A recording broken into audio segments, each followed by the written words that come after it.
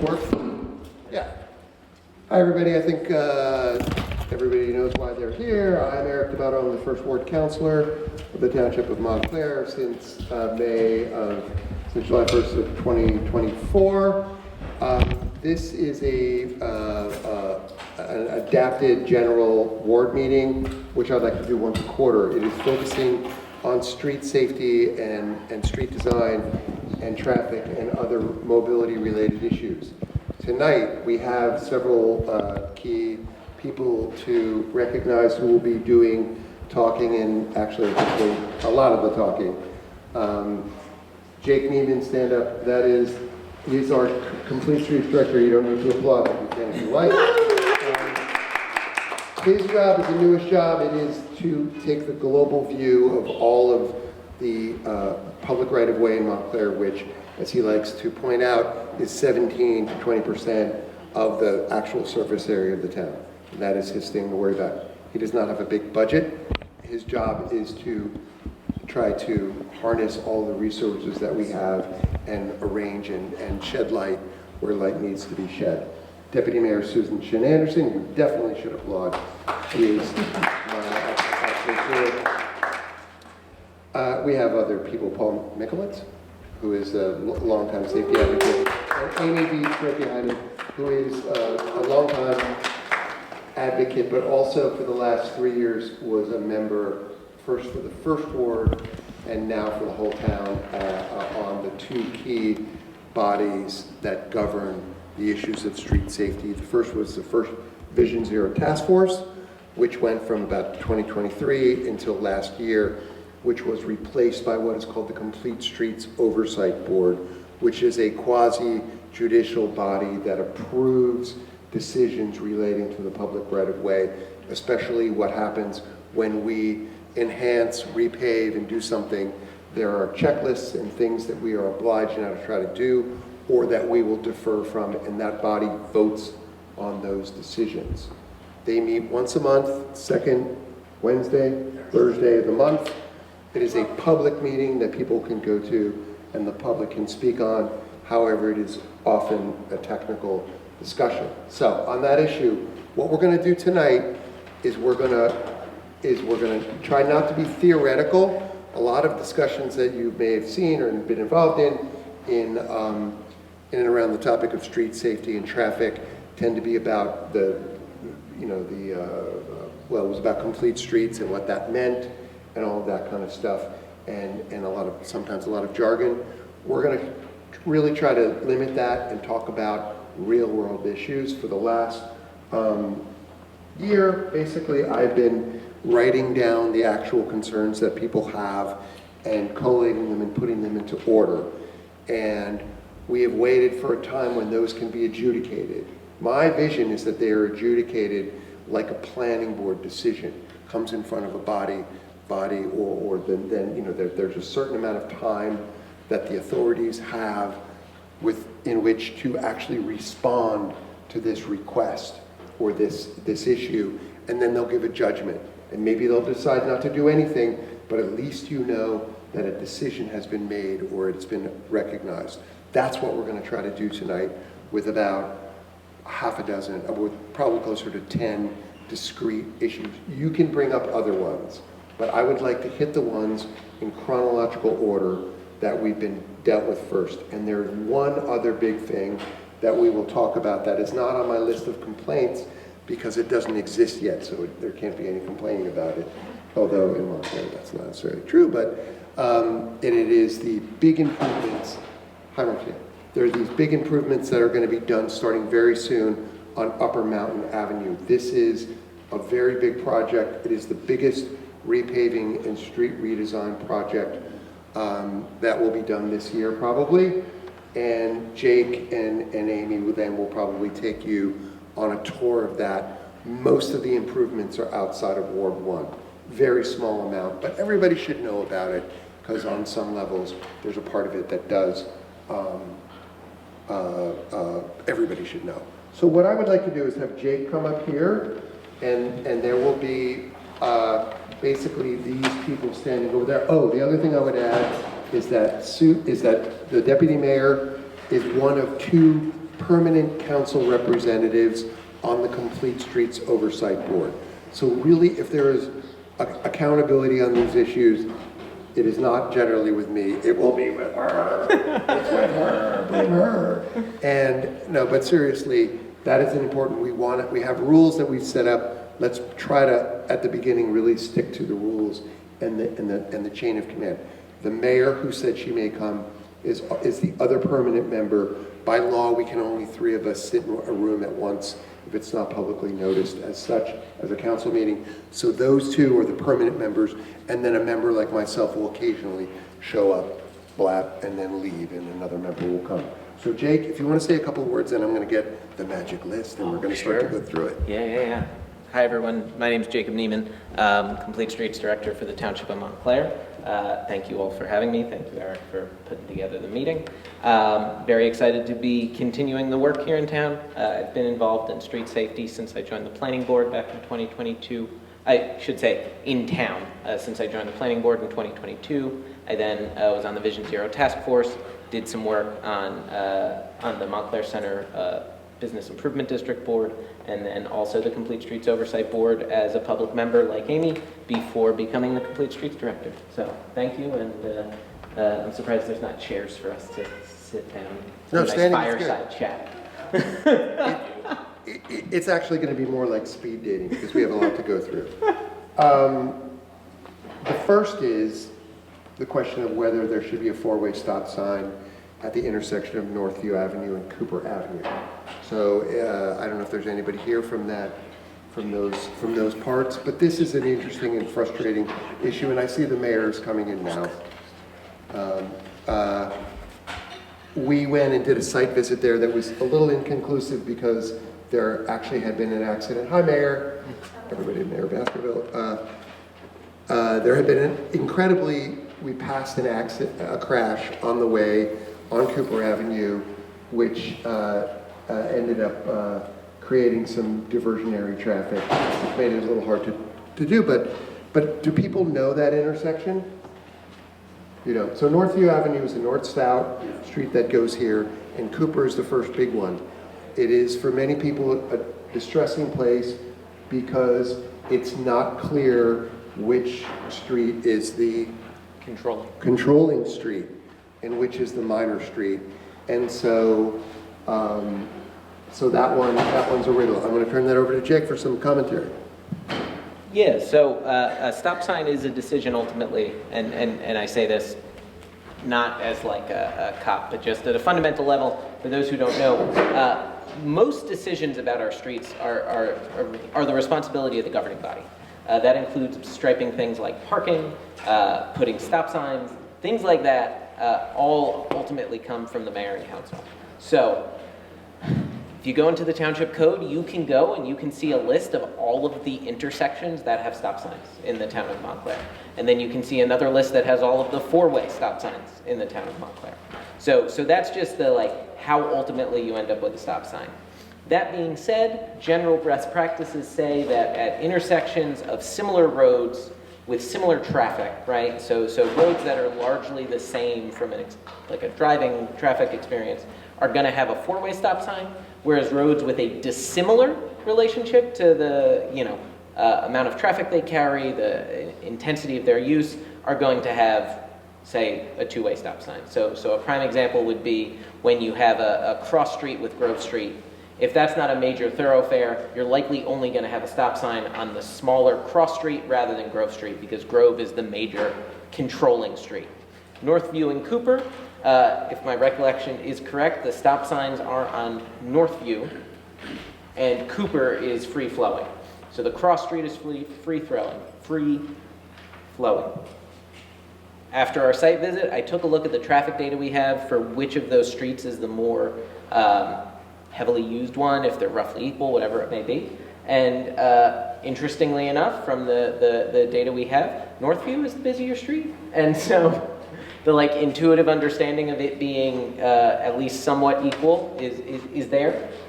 If that were to become a stop sign, the data shows there's been some incidents there. It's a quirky design, having the busier street be the one with the stop sign. So that's certainly something that the mayor and council can do it wouldn't be unreasonable. But yeah, I can't stick the post into the ground myself, unfortunately. But go further. So you agree that it is counterintuitive that that Northview feels like the major street? Yeah, when you have more traffic on one street than the other, that's the one you generally would want to be free flowing. I'm gonna have to correct myself about 7 times on that one. And so, yeah, it would make sense there. And so something like that can go on the agenda of the oversight board meeting coming up in May. It can go to the mayor and council and be like, hey, we want a stop sign. Okay, are we on tape? You're on tape. All right, great. Frank Rebecki. Hi, good to see you. I rely on you so much for advice. What do you think about Northview and Cooper? Definitely. And you're not an easy date for the 4-way stop sign, I know. So when he says it, you know it may be true. All right, it's done. Who do I send the bill I to? have a question. Yeah. Do you want to hold Q&A or can I ask? On this particular, we're going to stick to this topic. It's relevant to this. Good. But it's a more general best practice where I'd like to know. So on places where it not a 4-way stop, but intuitively feels like maybe it should be, I've noticed a lot of drivers will stop at the crosswalk, incorrectly thinking they have a stop. Mm-hmm. And I guess what I'm wondering is, like, will the township eventually migrate to the non-connected, like I think they call it zebra crosswalks, so there isn't that visual line that looks like a stop line? Because I've seen a lot of like improperly stopping drivers, and then it creates a confusion of the right of way and the flow through the intersection. And this sounds like a relevant example, although not the only one. Can you maybe repeat the question? I didn't hear. Yeah, so the question was essentially at intersections where there's not a stop sign, but sometimes where there's a crosswalk that's striped as just 2 solid white lines, right? People will interpret that crosswalk as being a stop line. It's not. And so you'll have people stopping, which is not necessary, but also in some circumstances not safe to just have someone stopping on a traveling lane. The question was, will the town start using the zebra striped, which are also known as high visibility crosswalks, which are like the blocks of lines rather than just the painted white lines? I'm always going to advocate for a high visibility crosswalk in a circumstance where there's a crosswalk, because they're just more effective at providing the protection we need and are only a marginal amount of marginal increase in the amount of paint. Thanks. Okay, I buried the lead, as journalists say, and I did not mention at the outset of the meeting a wonderful thing that on Friday, a long desired 4-way was created at Lorraine and Norwood. And I'm sure that there will be reasons that that's not always perfect, because everything that we're going to do is going to involve trade-offs, but that's a big one. And just to put it in context of like how long it takes, so that the first reading of that was in October, and there were some issues, so just getting that done. But my neighbors who really wanted it, and I live on that following block, first started to talk about it in the 90s.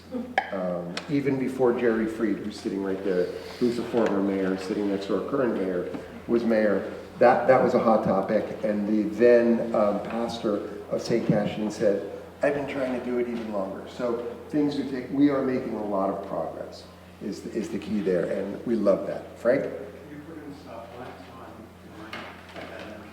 I'm sure, Jake, it'll be striped, right? Yeah, so with some of these striping projects, the town likes to do one big striping contract rather than a bunch of small piecemeal ones, and I know they're still working on the striping contract for this year.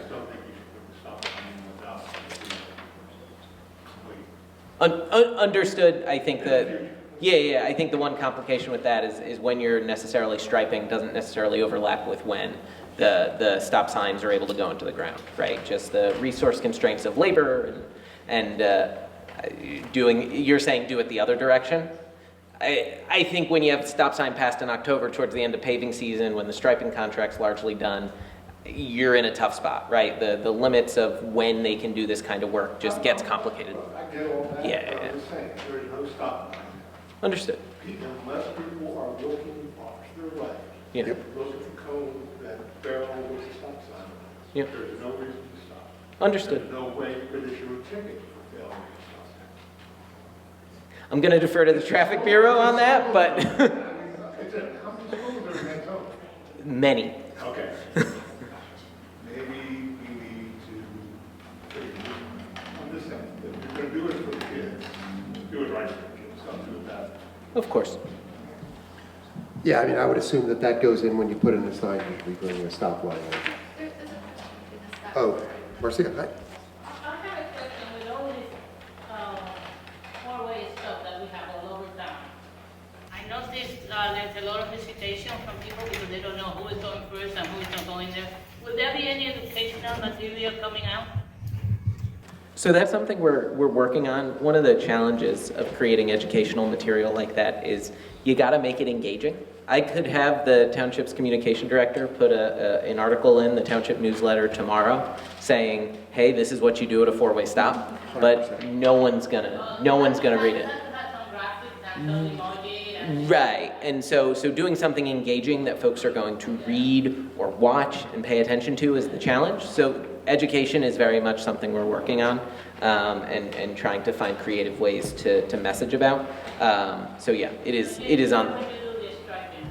Yeah, got it. Thank you. Another person to know is Sergeant Cardin, who's right there, who's the head of our traffic bureau. So, and really recognize the people around here, after hours.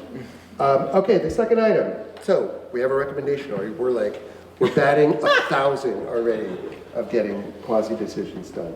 So, this is probably the hardest one. These are done by chronological when I put them in the queue. Is enhancing crosswalks and street, basically safety measures on Valley Road between Lorraine and Oakwood and Normal Avenue. So the entire stretch. And that would include also south of the business district. So these are problems from hell. It is a county road. They do not put stop signs on. They have different metrics, which I'm going to let you explain what they are.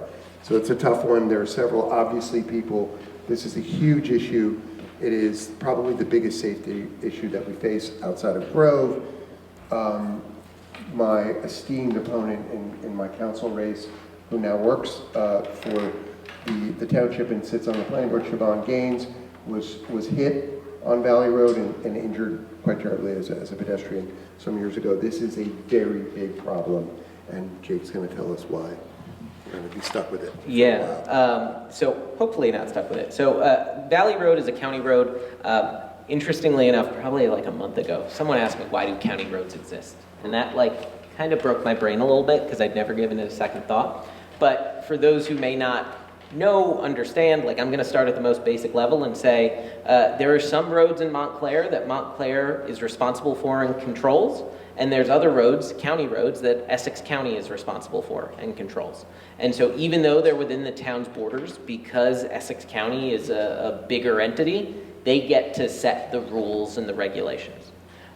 They are a partner in everything we do, right? And so we work together to improve conditions on those roads and make things safer and repair them and all that, right? They are not our enemy, but they have a different set of interests, right? Their goal with county roads is to create a network of roads that get people to and through Essex County.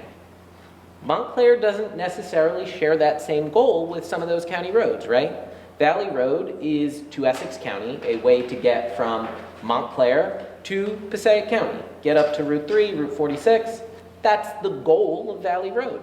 But to Montclair, it's to have people be able to pull over and stop for a bite to eat in Upper Montclair, or to get to the train station to commute into the city, or to stop and go shopping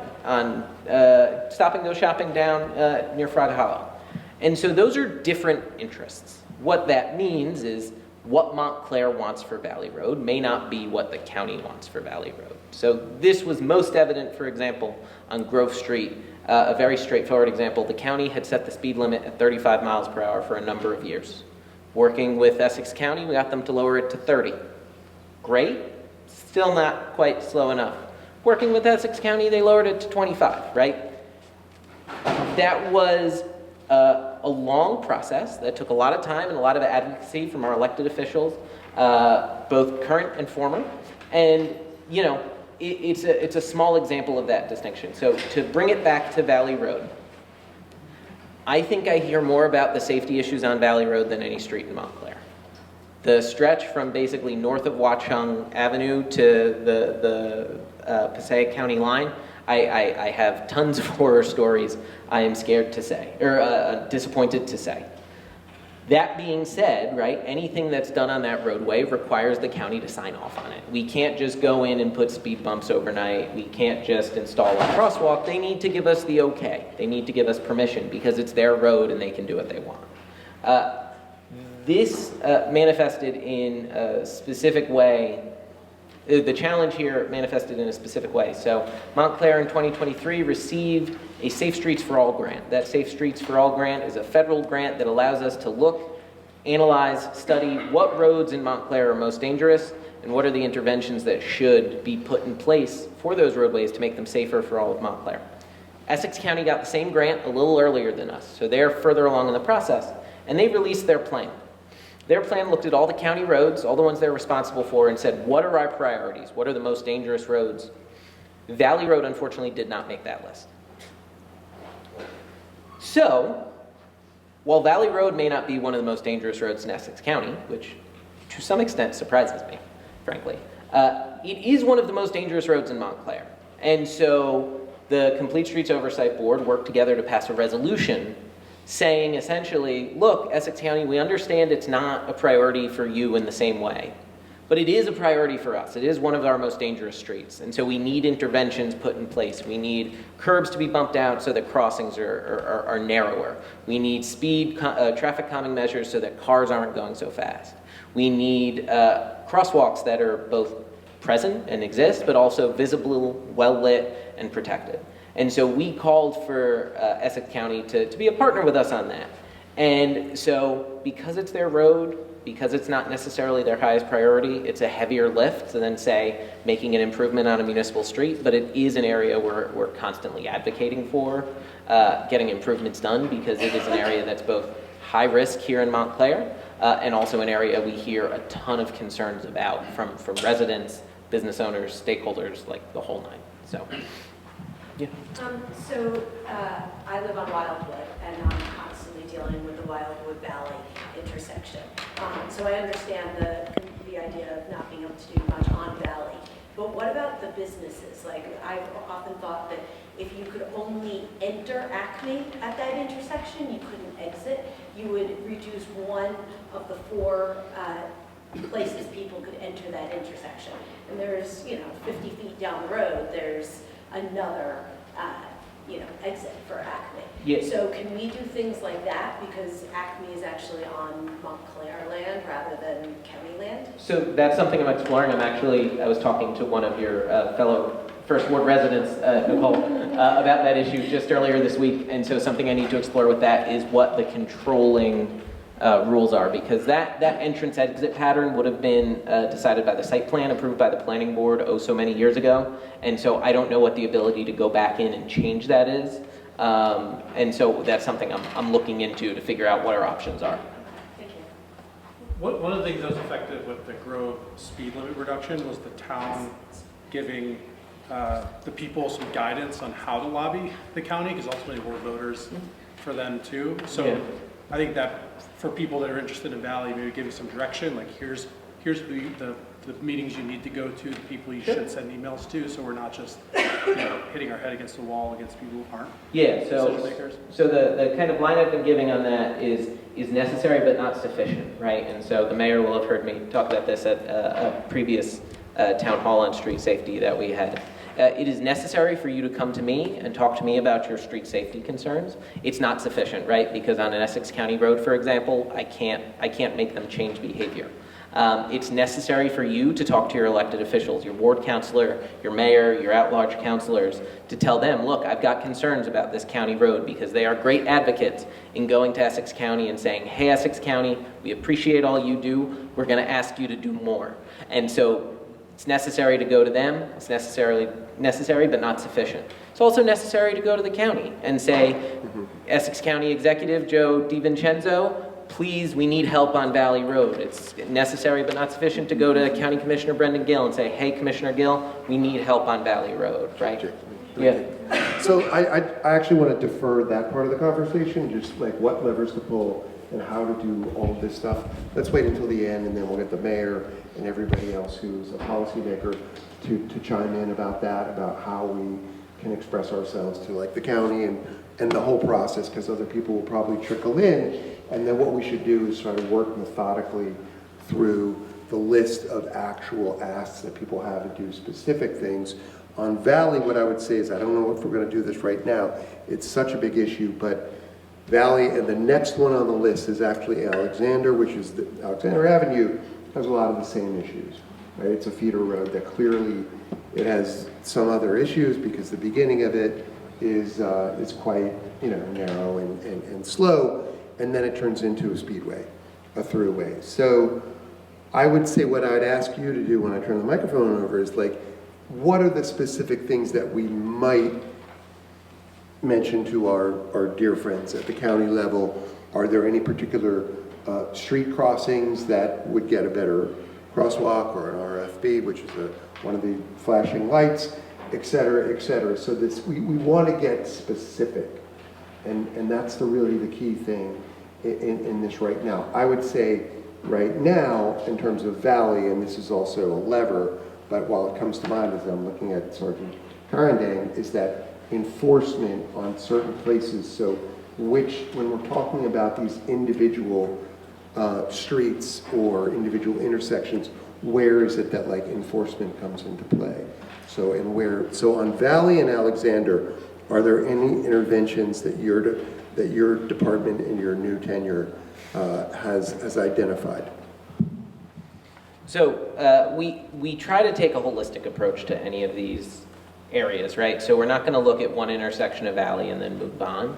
Right. Alexander and Valley, because they're county roads, right, it's going to be a process where when the county decides they're doing work on them, we're going to try to figure out where we can have the most influence and get the most, for lack of a better word or phrase, bang for our buck, right? What's going to be most effective? So that's going to be making sure the crossings near pedestrian generators, so that's going to be close to the train stations, close to the businesses, make sure those are as safe as can be, right? Make sure those crosswalks are narrowed as much as they can be, make sure the curbs are bumped out when they can be, that there's delineators to slow folks down, that sight lines are good by keeping folks away from parking at the curb. And that's going to be obviously in the business district. Narrowing the crosswalks by the train station crossings further up Valley Road is going to be significant. Focusing by the schools, Bradford is just off Valley Road, and making sure the crossing there is safe, again, by making sure that you can see the intersection by daylighting the intersection. Narrow the crosswalk so folks don't have to feel like they're crossing 4 lanes of traffic. Slow folks down by adding traffic calming, putting those delineators in the lead up to intersections, which both stops folks from parking there, keeping the intersection clear, but also slows folks down because it gets narrow and you're like, oh, I'm nervous now. I need to pull in a little and be a little more conscious of the situation. So those would be the types of interventions, and we would target them to where we're going to see the most pedestrian traffic. So if it's just an area with 2 houses across from each other and nothing else, right, there's less that needs to be done there because we're not going to have as much pedestrian traffic. If those houses are on the end of a street that dead ends at Mountain Station, like there's more of a reason to do something there because you're going to have more pedestrian traffic and you're going to have more risk. And I mean, you will see this because I send this document to you every week, refresh. But Glenwood Avenue crossing, so on Valley Road, people are getting off the bus. They're getting off the bus at night. We also did have a fatality, a pedestrian or a transit fatality on Grove Street, I believe in Alexander some years ago, where somebody was hit. So again, if people have specific insights on these big feeder roads, this is very important. We need to collate those. So the Mountain Avenue train station, Laurel Place, that's one. Streetlights, bollards people want. Amy, just put it in your head. We'll work on it. With Alexander Avenue, the same thing. People have suggested speed humps, not a thing the county likes on a throughput road, and bollards. All right. So the next one is what? You mentioned streetlights. Do you have any influence over that? Like streetlights in our ward that haven't worked in years and PSE&G just refuses to pay? Can we save that till the Yeah, process part at the end? We'll talk about You it. mentioned- Just you remember, yeah. Thank you. Like it's just a good one to have. Repair of a public staircase that leads from Highland Avenue to Edgecliff Road. Anybody from that neighborhood? Okay, so the staircase has been, the walkway it's called, and it is not in great shape. It costs a lot of money, so we need to know, that is again at the end of the night, talk about how we make our priorities and how we talk about them. I would say since that got on the list, there's a new issue that impacts it, which is that and impacts a lot of this, which is that we may see a reduction in what's called courtesy busing by the school district, and so there may be more kids on the road. I don't know if kids are using that staircase, but that is one that's on the list. I'd say a few use it. There's A not- few use it. Yeah, a few do use it. Okay, I'm just not know an it's- expert, but it's in I there. live right near the walkway, so. in July of last year, the DCS director, so the DCS, if you hear that, is basically Department of Public Works. It's Department of Community Services, told me that there was no estimated timeline for restoration of it, no funding in the budget. It's a big ticket item, so it's several $100,000. I just want to have it out there. So the resolution of this to anybody who's watching is that it's not in the budget. You know, so you just need to know it's been recognized as a maintenance item. It is not in the budget as of right now. The next one is Highland Avenue as a whole. This is the big kahuna. And there's spillover. This is a test case where you do a change in one part of town on Upper Mountain Avenue, and you'll see a change somewhere else. I have a bunch of people who have been in contact. The notes on this are a page and a half. And what it is just a lot of extra traffic. It is a road that has no sidewalk for a large part of it. And there's parking on both sides of the street. It goes through a public park. How are you going to fix that? Can I say one more thing about Yeah. Highland, because that's what, We're going to talk about it for a bit. good. Let Jake spool off first. Oh, you go ahead. And I know you have a lot to say. I saw the notes that were passed around, and I was actually relieved to see it listed. There's also one thing that doesn't get mentioned a lot, is that there's only one stop sign for 2.8 miles between Claremont Avenue and Normal Avenue. It is a highway. And I know the changes on Upper Mountain have impacted that and made it worse. It was bad before, and now it's terrible. That's a great piece of data. I did not know that. Sorry. go No, ahead. that's excellent, excellent. Take it away. It's gotten a road, but it's gotten a lot easier over there, and I noticed that people from my neighborhood are going up to Highland to get to the other side of town, because the traffic light in Washington Plaza is causing so much traffic on Valley Road, so if you need to get to the other side of town, you're trying to go down or up or another way, and Highland Avenue in the morning, like, is pretty busy, and that's at like 7:15 a.m. That's exactly. So Like- you think, Jillian, right? Yeah. You think that people are going from east of Upper Mountain up to Highland? I am. I have to get my kid to the high school. I can't take Valley Road. I'll never get her there. There is just no way. Sometimes the traffic is backed up all the way from the light at Watchung and Valley. It's backed up like to where my grandmother lives, which is the Bel Air house. It can get that bad. So I'm like, I can't take that way. I can't get through town. There's just no way. And then the traffic is backed up before Buzz. So I would go all the way up to Highland and take that, because Upper Mountain, because of the stop sign that's now on Upper Mountain in Bellevue, there's traffic there. So I'm like, that's not gonna work. And I'm not the only one in the neighborhood that's doing that. I'm going as far up as I can and going where I know there are no stop signs, and that's Highland Avenue. And I'm a local, so I know that, right? Like, I grew up here, like, and when I was living here when I was a kid, Alexander and Grove was a 4-way stop sign, if you can even imagine that to be possible. But there's just too much traffic. There's no way to get to the other side of town, so everyone's taking Highland Avenue. You see a lot of locals. I mean, a lot of people like to blame like people you know. I'm sorry, I'm big not road. trying to create, No, you know, I'm a safe it's driver, true. but I have to get to the other side of town, so it's hard. Because you what's know? happening is if you don't know the area, you go in Waze or Google Maps, and they're gonna tell you to take Highland because it's faster because of all the new stop signs on Upper Mountain, which are fantastic. Fantastic. I know we need stop signs, But I'm not yeah, arguing. they're great for our neighbors on Upper Mountain, but then you have people that do know that there's really no police enforcement down the entire stretch, and that wouldn't be the only thing that would be needed, but you see locals that are, know that they can just shoot down that way. Gentleman back there, sorry. Hey, I appreciate you being here, first of all, thank you. So I live at the intersection of Bradford and Highland, and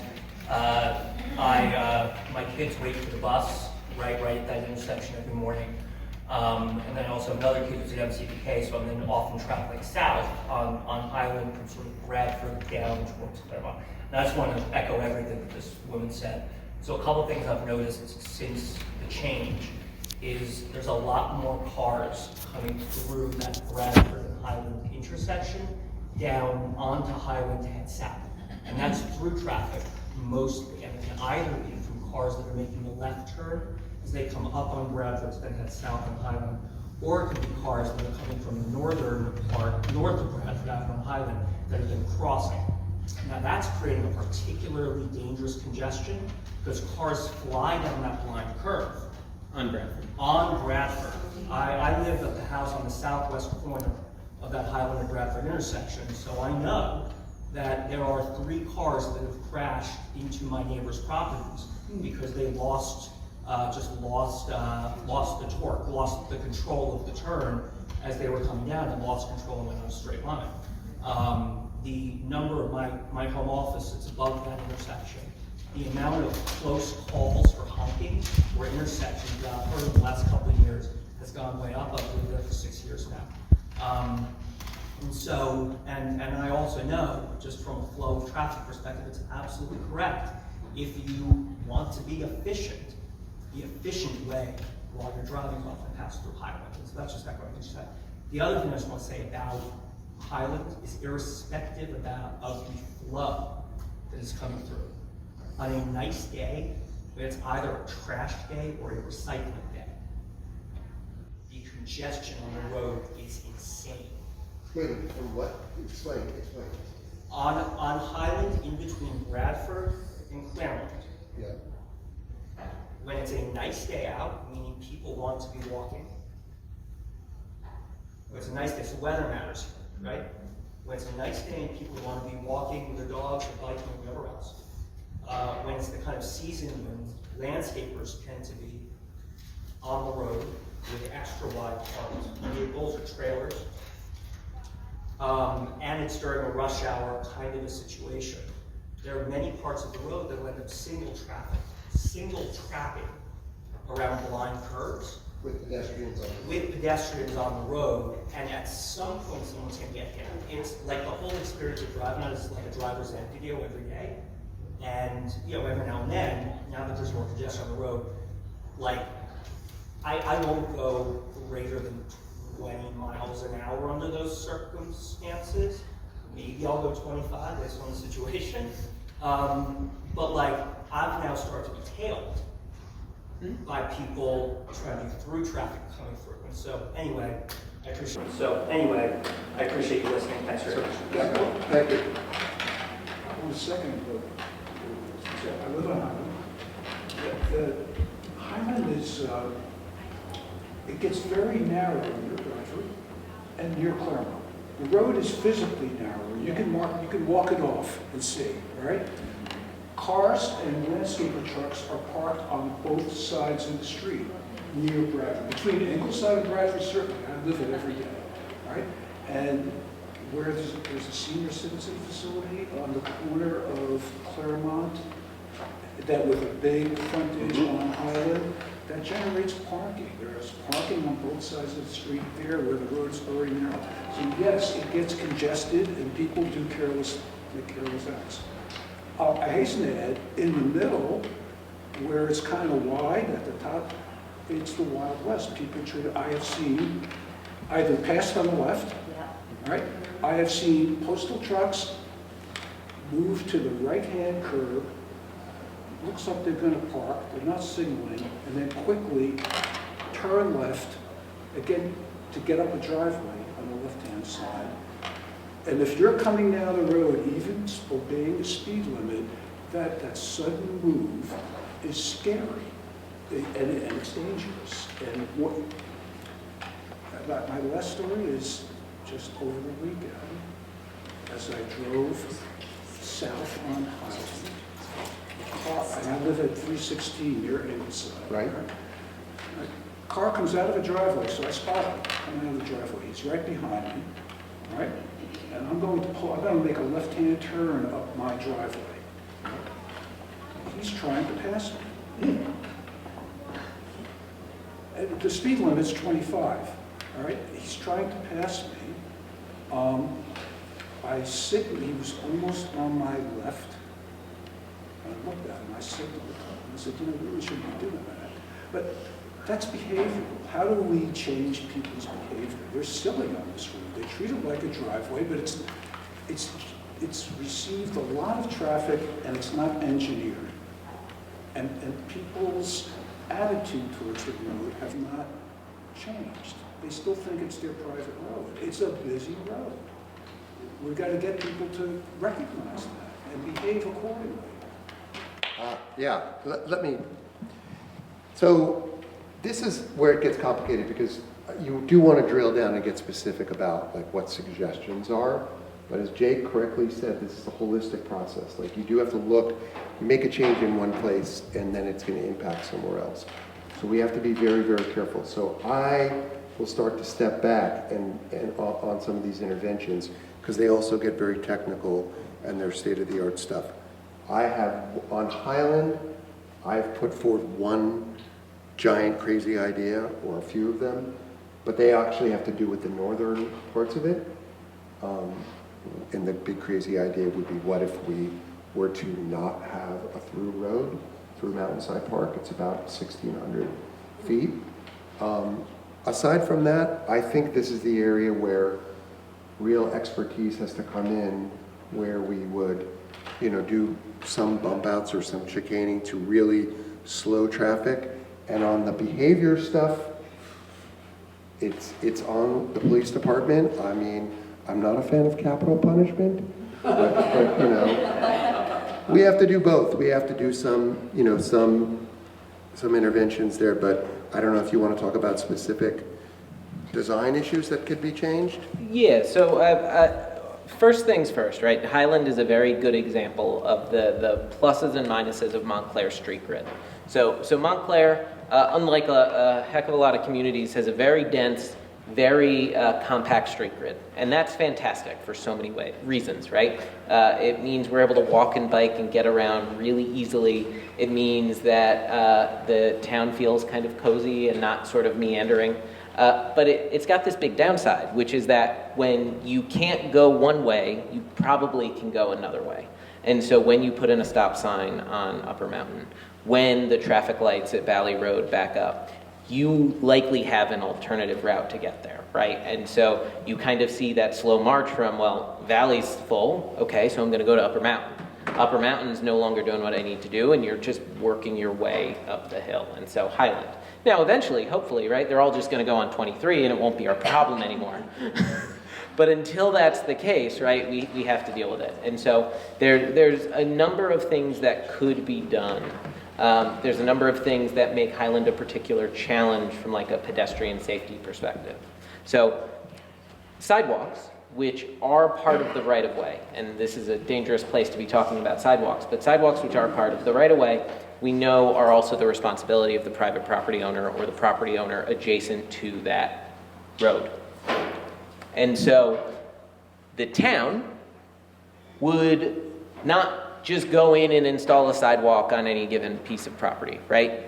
The property owner would be responsible for paying to install a sidewalk. So you can't just make sidewalks exist on Highland out of thin air. It's not something that's just gonna happen. It would be on the private property owner to put in that sidewalk. What's that mean from like a baseline perspective? We've got a very specific pedestrian challenge of this road needs to be shared, in some way between pedestrians and cars and cyclists and delivery vehicles and all that. And so it adds an extra layer of complexity. Changes like shutting down traffic at the middle at Mountainside Park to stop it from being used as a through street, that's something that would address a specific problem of cut-throughs, right? It kind of breaks up that street grid. You'd presumably still be able to get pedestrian and bike traffic through it, and so you don't suddenly disconnect the neighborhood, right? But it has real impacts, and it's gonna have externalities of now suddenly Highland's not available for through traffic, right? And that could impact the police, and they may have concerns about something like that. That could impact the fire department, and they may have concerns about something like that. But it's those sorts of changes that are able to address specific problems, especially as it comes to like quantity of traffic, right? It's really hard to engineer a road to limit the number of cars on it other than just literally having fewer lanes. But changes in how traffic patterns are able to flow will change how people drive, right? If you can't use Highland as a cut through, you're probably going to cut back the number of cars traveling through on Highland. That being said, it's probably going to send more to Upper Mountain, more to Valley Road. We've got more Highland in the house. There you go. And then layered on top of that too, right, is that some of these road changes can actually make traffic kind of disappear. So I don't know if anyone's familiar with the concept of induced demand, but induced demand says, and evidence shows, that when you build it, they will come. And so if you make a 2-lane road a 4-lane road, it's probably going to get filled up pretty quickly because folks who otherwise would have walked, biked, taken transit, or gotten there some other way are now going to use this new road, which has more space for them. The inverse is also true. If you take away capacity, right, some of that traffic will just disappear. It will go away. It will be people choosing not to go out on that trip. It'll be people choosing to walk, choosing to bike, choosing to take some other means of transit. And so kind of all of that goes into making a decision for a street like Highland and the challenges there. The one last thing, and I know we've talked about it, and it may be something for the mayor and council to consider, is making parking on one side on the particularly narrow sections. And specifically on the topic of things like landscaping vehicles, that's a challenge in a lot of different parts of town. I would encourage everyone who has a driveway to say to their landscaper, park on the driveway. We've got it. It's right here. You can use it. It's great for everyone, and it keeps the road clear for everyone else. And so, like, just my 2 cents. I mean, Frank, you want to go ahead? I have 2 comments. One, I don't understand the comment that the town can't put in sidewalks in the right of way. They can't or they won't? Because I'm pretty sure I said won't, but they won't. Like, well, it's a big difference. Sure. So is it won't or is it can't? I don't set the policy of the town on that, but like, No. present policy is not for the town to install sidewalks. Okay, so Yeah, it's a yeah. policy, it's not something we go for. There's no law in the state of New Jersey that says a town cannot install a sidewalk, but present policy and past policy has been. And then the second question is, any thought, we talk about bike lanes. Is there any thought where we have all these streets without sidewalks, where we have pedestrian lanes? Having like so that is something we've discussed specifically in the context of Highland. Yep. We'd have to examine the specifics about, is there enough road space right now to do that and still be in compliance with MUTCD standards and AASHTO standards and all that to ensure that there's the necessary protection for the pedestrians. There's also models that I think could be really interesting, especially in the park area of Highland, involving shared streets and creating a shared street where you don't have a designated pedestrian lane, but the road is engineered in such a way that folks naturally will drive very slowly. So like you could raise that section of roadway, you could texture the pavement, ensure that it's very narrow to encourage, like drivers will intuitively drive very slowly and pedestrians will be able to move freely without needing to have like a dedicated bollardized pedestrian lane. My last point is that gentleman mentioned the intersection of Bradford and Highland, and he cited the fact that he lives there, or my pet peeve. Can we get somebody from the school district to sit on the board? Because they keep putting bus stops on the corners of these dangerous intersections.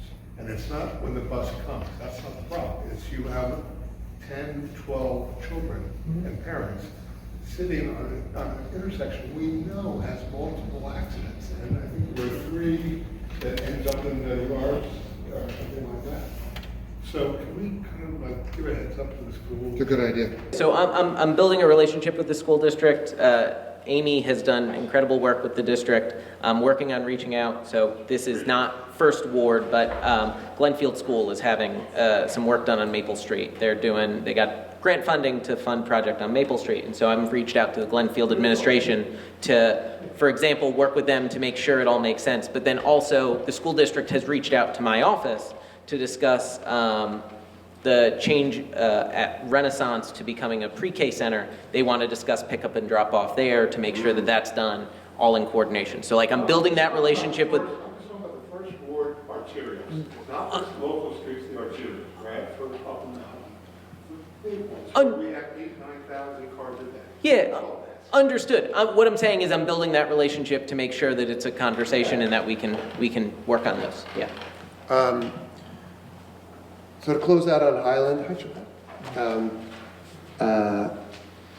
this is an important road. So for me, I really like to just prioritize the situations that I consider to be the most out of whack and dystopian. And a road that is being used as an arterial road for inner and out of town that has no sidewalk, that pedestrians, that people with strollers use, where there's parking on both sides and it gets reduced to a single lane with bidirectional traffic, is like DEFCON 1, as they say in the military. And so right now for me, and I can't, I'm not an executive, but for me it seems to me that on Highland and a road like that, the best solution that we have right now is that if it's at all possible to have a dedicated pedestrian lane that is where there's no sidewalk, that's with bollards, that's painted, that just is green, and we lose one side of parking. Because there are people who are pushing baby carriages with parking on both sides of the street and at speed traffic going through. And we can talk about all this stuff all day and all night for months or a year in the case of this document, and we need to start seeing a concrete thing if it's our road. So I'll end that one by being a hard ass and we can move on to the next one. Sure. I'm sorry, I know Highland's taking a lot of. No, Highland deserves a it. lot of space, but thank Right. you. Hold that. I just want to clarify, is it just pedestrians and not bike? It's not a bike lane, because if it's a bike lane, that's going to be very dangerous for the pedestrians. So this is where, and we'll talk about this later, there are state and federal guidelines that are extraordinarily frustrating, which basically means that if you want to do a bike lane, it's going to be enormous. And we have very few roads that are even big enough to have it on, almost no roads that can have it on one side. Almost no roads, if you have a bidirectional road, if you want to have a bike lane, you can't have parking on the road. And I don't want to talk, that's a general issue, we'll talk about it at the end maybe, because it's very frustrating, it involves some things. But on Highland, you could at least have, at a bare minimum, pedestrians for me, I have to value over cyclists on some levels, because you have seniors, you have other people who just want to walk. There are more people who want to walk than want to ride, and they're the first thing that needs to be addressed as far, just on certain areas, if you don't have a sidewalk. I agree with Frank, by the way. I'll just say this as a matter of personal ideology, that a far goal, like going to, not the moon, because we're going to get there pretty quick, hopefully, but going to Mars, the public right-of-way legally does include the sidewalk. That is the responsibility of the homeowner. In the long run, that should not be the case. It should be maintained by the public and to a standard that is understood, that the public understands. It should not be something that is, in this twilight zone of responsibility. So I'll say that. But where we can, and there are a lot of places in town you're never gonna put in a sidewalk. It's just not gonna happen. Right on Norwood Avenue, where I live, above Glenwood Avenue, to put in a sidewalk on the existing, with the existing road width, if you were to do it onto the lawns that are there, you can't do it because the lawn, down on Highland, it's like this, the grade is like that. So how do you even do it? You have to shrink the road down. And I think that that's the discussion that we need to have next with people who live on Highland is, can you lose parking on one side of the street? So who lives on Highland? Can you lose parking on one side of the street? Yes. Leslie? Yes? Everybody? All in favor? Done. Sorry. Continue. I mean, I love your idea about the textured drive or whatever closing or doing something around Nelson. I think that's wonderful. Has there ever been any mention about doing all-way stops at any of the intersections that are like north of 372, like Woodfield and Mountain Terrace, and has there been, to slow, because there is more volume and that's going to happen, but the issue is the volume, but the speed and the recklessness Right. at which people are.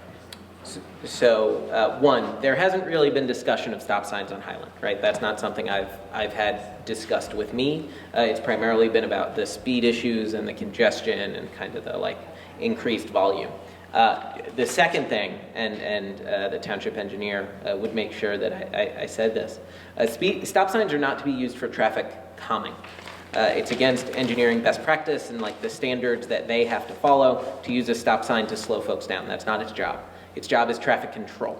And so to like highlight what those differences are, right? A stop sign is a traffic control device. It tells the driver of the vehicle what to do at the intersection and controls the flow at that intersection to allow for safer passing or safe movement, whatever it may be. Traffic calming is something that doesn't control your movements, it doesn't make you do something, but it influences your behavior. And so a speed hump is the classic example of traffic calming. That speed hump isn't making you do anything. There's no rule in the handbook or that you get when you're taking the driver's test that says, at a speed hump, you must do X. But because of its design, you naturally are going to slow down and take that speed hump at a different speed than you would flat road. And so that's traffic calming. The same thing goes for like curb bump outs. They're not telling you to do something. They're encouraging you to behave in a certain way. So stop signs haven't been discussed there, and for speed control, they're not the appropriate intervention. That would come up, for example, if you have Norwood and Lorraine, you've got a lot of people crossing the street. Folks can't cross safely. There's a lot of accidents because there's a lot of traffic from all the schools and car pickup and all this. You want to control that intersection, and so you put stop signs. You don't necessarily want to comment. Okay, thank you. Of course. Okay, now we have Nicole? Oh, are you taking new intersections or not yet? I'm doing it, I was gonna do some other, I was gonna do 2 four-ways. Yeah, go ahead. They're not in, in order, chronological order of when they went in here, but I think it's better to have things thematically done. So, there's a relatively minor one. I don't know if anybody, Glenwood and Norwood.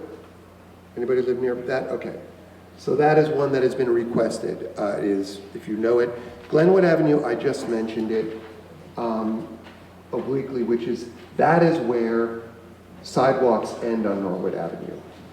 And I think that, when you're driving around now or walking around, really pay attention to where do you lose sidewalks and think about what that means.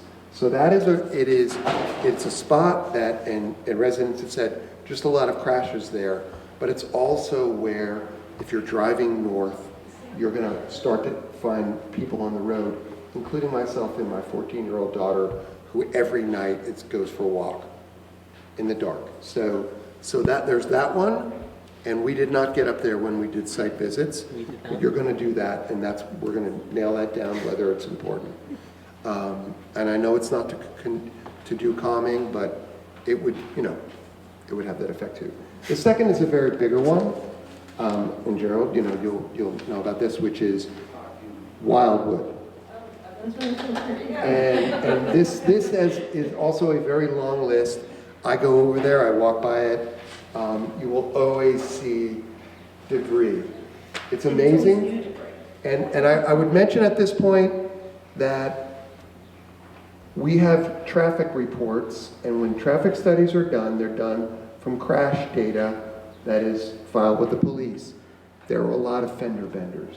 And the people who have, there's a bus stop right there, and people that I've talked to, and they say literally every day, or at least once a week, you will see a near miss and all kinds of crashes that don't end up in the crash data. So this is a very big one. It's also slightly personal. My daughter was in that bus that got sideswiped and was injured. And so it's top of mind. I don't like to make these things personal. So I will say, when are we putting in the stop sign? Can I ask you a bit? Sure. I live right there, so I think about Wildwood a lot. I live on Northview, but that's also directly tied to the Acme, because cars come out of the Acme, cut across Valley, which is like, they're so fast to cut across Valley, drive down Wildwood. And then cars coming up Valley, they don't want to cut through the park and Grove and the other street. They wait, they don't want to take Bellevue, too crowded, they don't want to take Watchung, too circuitous. They tend not to take Gordonhurst. I don't know why. They do as much. They take Wildwood. So if you're driving a Valley, you're driving Valley, let's say from Bloomfield Avenue, and then you want to cut onto Park or to Grove, so you drive up Valley, and then you make that right onto Wildwood, and that's because you don't want to go through Upper Montclair. They don't really do Gordonhurst, because I walk on there all the time. They tend to do Low. So they pass Gordonhurst, and they don't want to do Watchung, too crowded. And so all those cars come down Wildwood to either cross Wildwood and keep going to Grove, and then continue, or to turn onto Park. So that's a lot of that traffic. It is controlled east-west. There is a stop sign, obviously. But only. Yes, but people the don't amount really of do traffic that. at that intersection is not indicative of what, it's super heavy, unlike Gordonhurst, which isn't like that. Correct. So it's like, that's how people cut through. Good evening, everyone. My name is Siobhan Gaines, and I was a pedestrian in the crosswalk and got hit by a vehicle on Valley and Wildwood. That's where it was. Almost 8 years ago. So my problem still exists. I leave my job early during daylight savings so I can cross Valley Road to get home. This is my DEFCON 1, and I communicated this information to the township many, many years. Alvin Place, Wildwood, Northview, and then you have the parking lot, people exiting at the same time. You have a bus, 2 buses. Now we have the Yankee bus. People are constantly passing the buses. It is traumatizing for me to cross the street still. I'm a commuter. I sold my car because I just didn't want to drive in this town. I am requesting for anyone that could add some assistance in that area. I know it's a county road, Valley Road, but we have to be mindful. We have school bus stops right on that corner, and it's dangerous, extremely dangerous. So all I'm stating is, please, there has to be a safe approach to that corner. I don't know if there's a possible no left-hand turn coming out of Alvin Road. Maybe the Acme Park lot could be in, out. Maybe there's no left-hand turn coming down Wildwood. But I think we have to be very, very creative and think of the pedestrians, because that's a heavily, heavily pedestrian walk area. And I'm frightened every time I think I have to cross Valley Road. So I only cross when there's a crossing signal, and when I go home, I'm going to go home up Bellevue, cross at the traffic light, so I'll be on the right side of the road. I mean, it's unbelievable what pedestrians have to go through on Valley Road. You know, we talked about Valley before, but I mentioned your case. It's something that made it personal for me. But I have to say, my memory is bad, and I keep thinking that you were hit north of Upper Center, not where you live, like right down there. That intersection, Yeah. where you have those three streets just doing any and everything they want to, is extremely dangerous. Then when you have the two buses, well, three buses with the 101, but people will bypass a bus. I mean, it's unbelievable. Unbelievable. So I think what really has to happen here, everything is connected, but the Valley corridor sort of in the first ward really, because it all starts at Watchung, is its own thing on him. And we talked about Valley earlier before you got here, but it was really the northern stretches of it.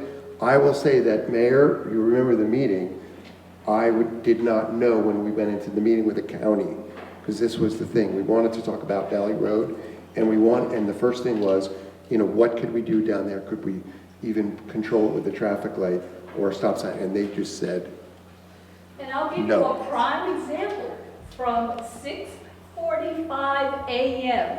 to 7 a.m., the Max Challenge class is released. You have everyone who attends that class, maybe 20, 25 drivers speeding out of Alvin Place and Acme, and it's just unbelievable. I know I'm going to get hit again. I believe that. I really do. Don't even declare it. Well, yeah, it's heavy, and so we should finish talking about. It's a good place to end up because it's the key place. It truly is, obviously.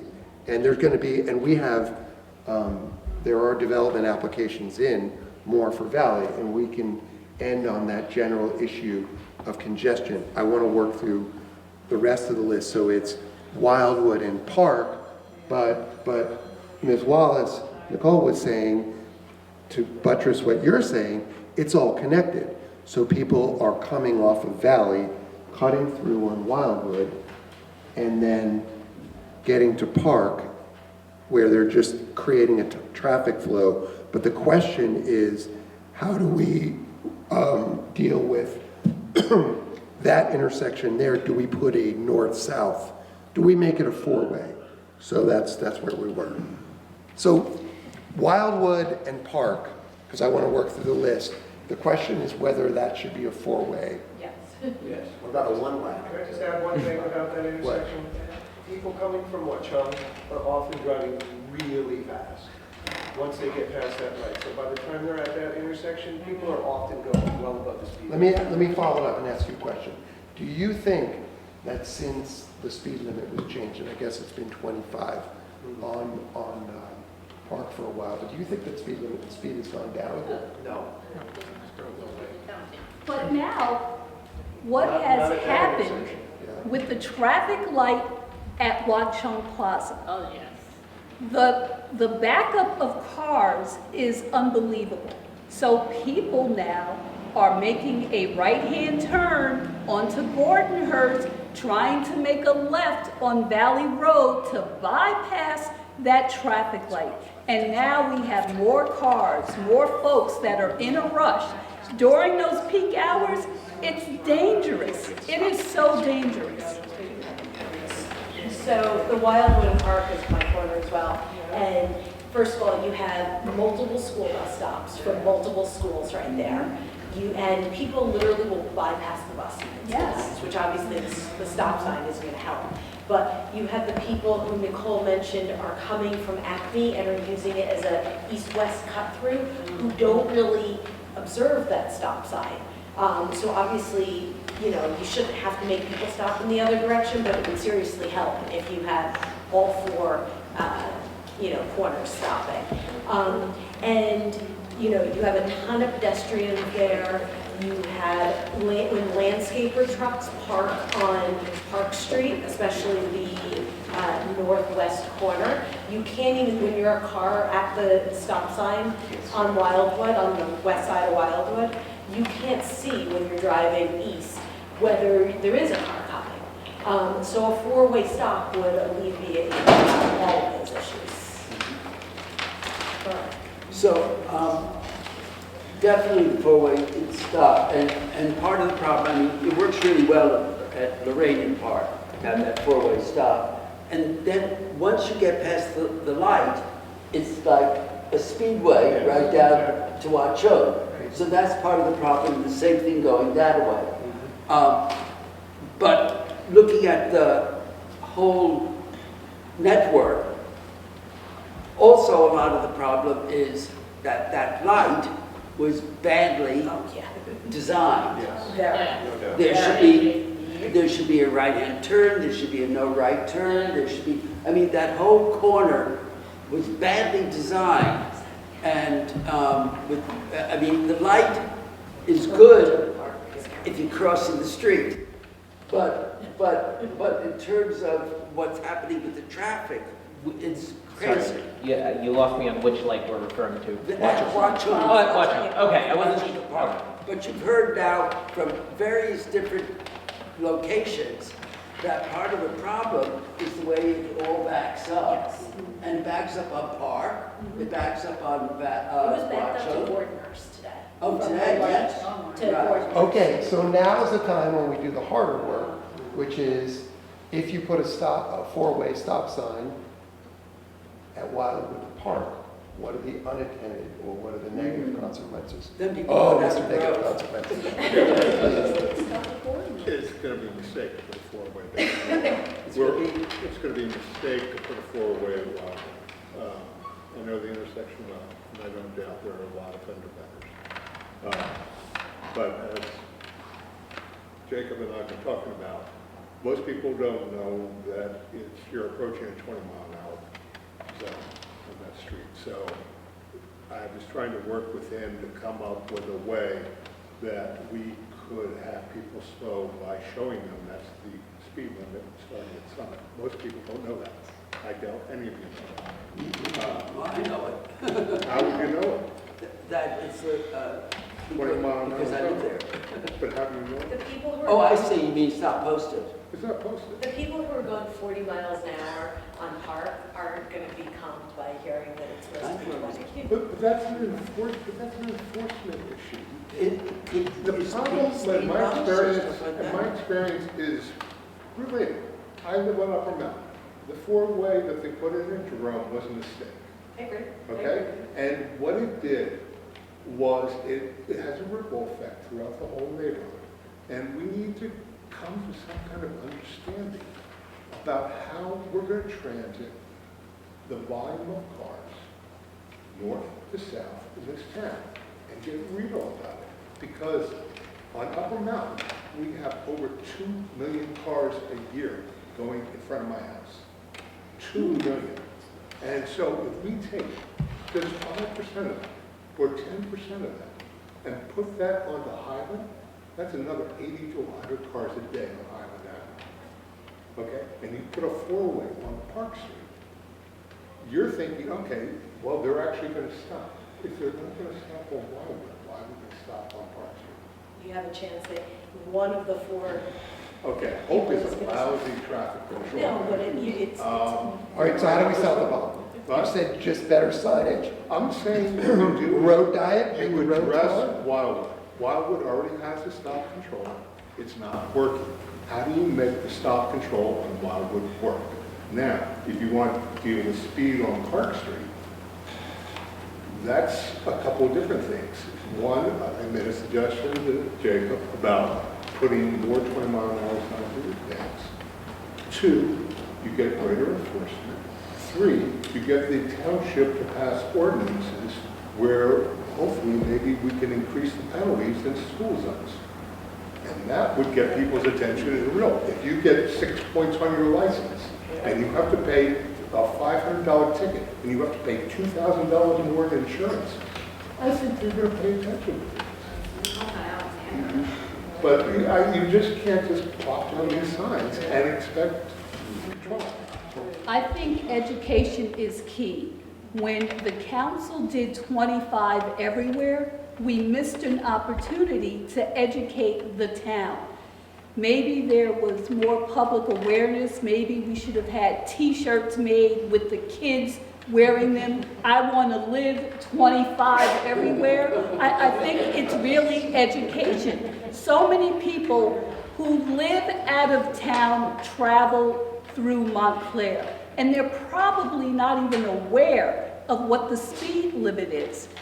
The posting of speed limit signs are good, but we now need to promote the safety of our community through some kind of educational program to let people know that this should be a safe community for pedestrians and adhere to the driving policies that we set. It's not gonna hurt, but it's more like, again, we should wrap with like those kind of townwide or, you know, when we get, I guess we're at the end, more or less, of this. There are a couple of smaller, more recent ones. I just have one thing about park. Okay. Because I did hear Jacob in a previous meeting talk about the bicycle lane that's going to be experimentally put in right at this location, right?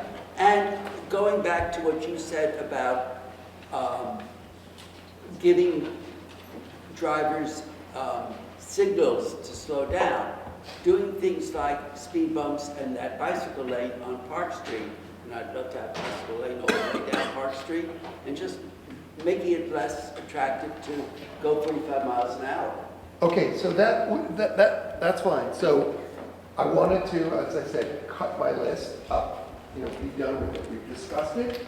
There were like one resolution you didn't, I don't Oh, think. no, I have Which I was- don't have my intersection was discussed. I wanted to ask a North different question. Loop. I know. We agreed, it's already done, it's actually Yeah. already there. We put it in while we were talking. I wanted to But, ask so a that's different done. I think then what we should do, we have about 40 minutes left, and we should talk about first, what Mr. Freer was talking about, which is there are demonstration projects that are going to be done as part of a larger county Safe Streets for All program. Municipal, tied to a county program. Supplemental to a county Supplemental. program. Some important bureaucratic difference. One of them is in the first ward. What was the conclusion on Wildwood Park? Because I know Cooper. It's a split decision. We kicked it to our next meeting. No, seriously.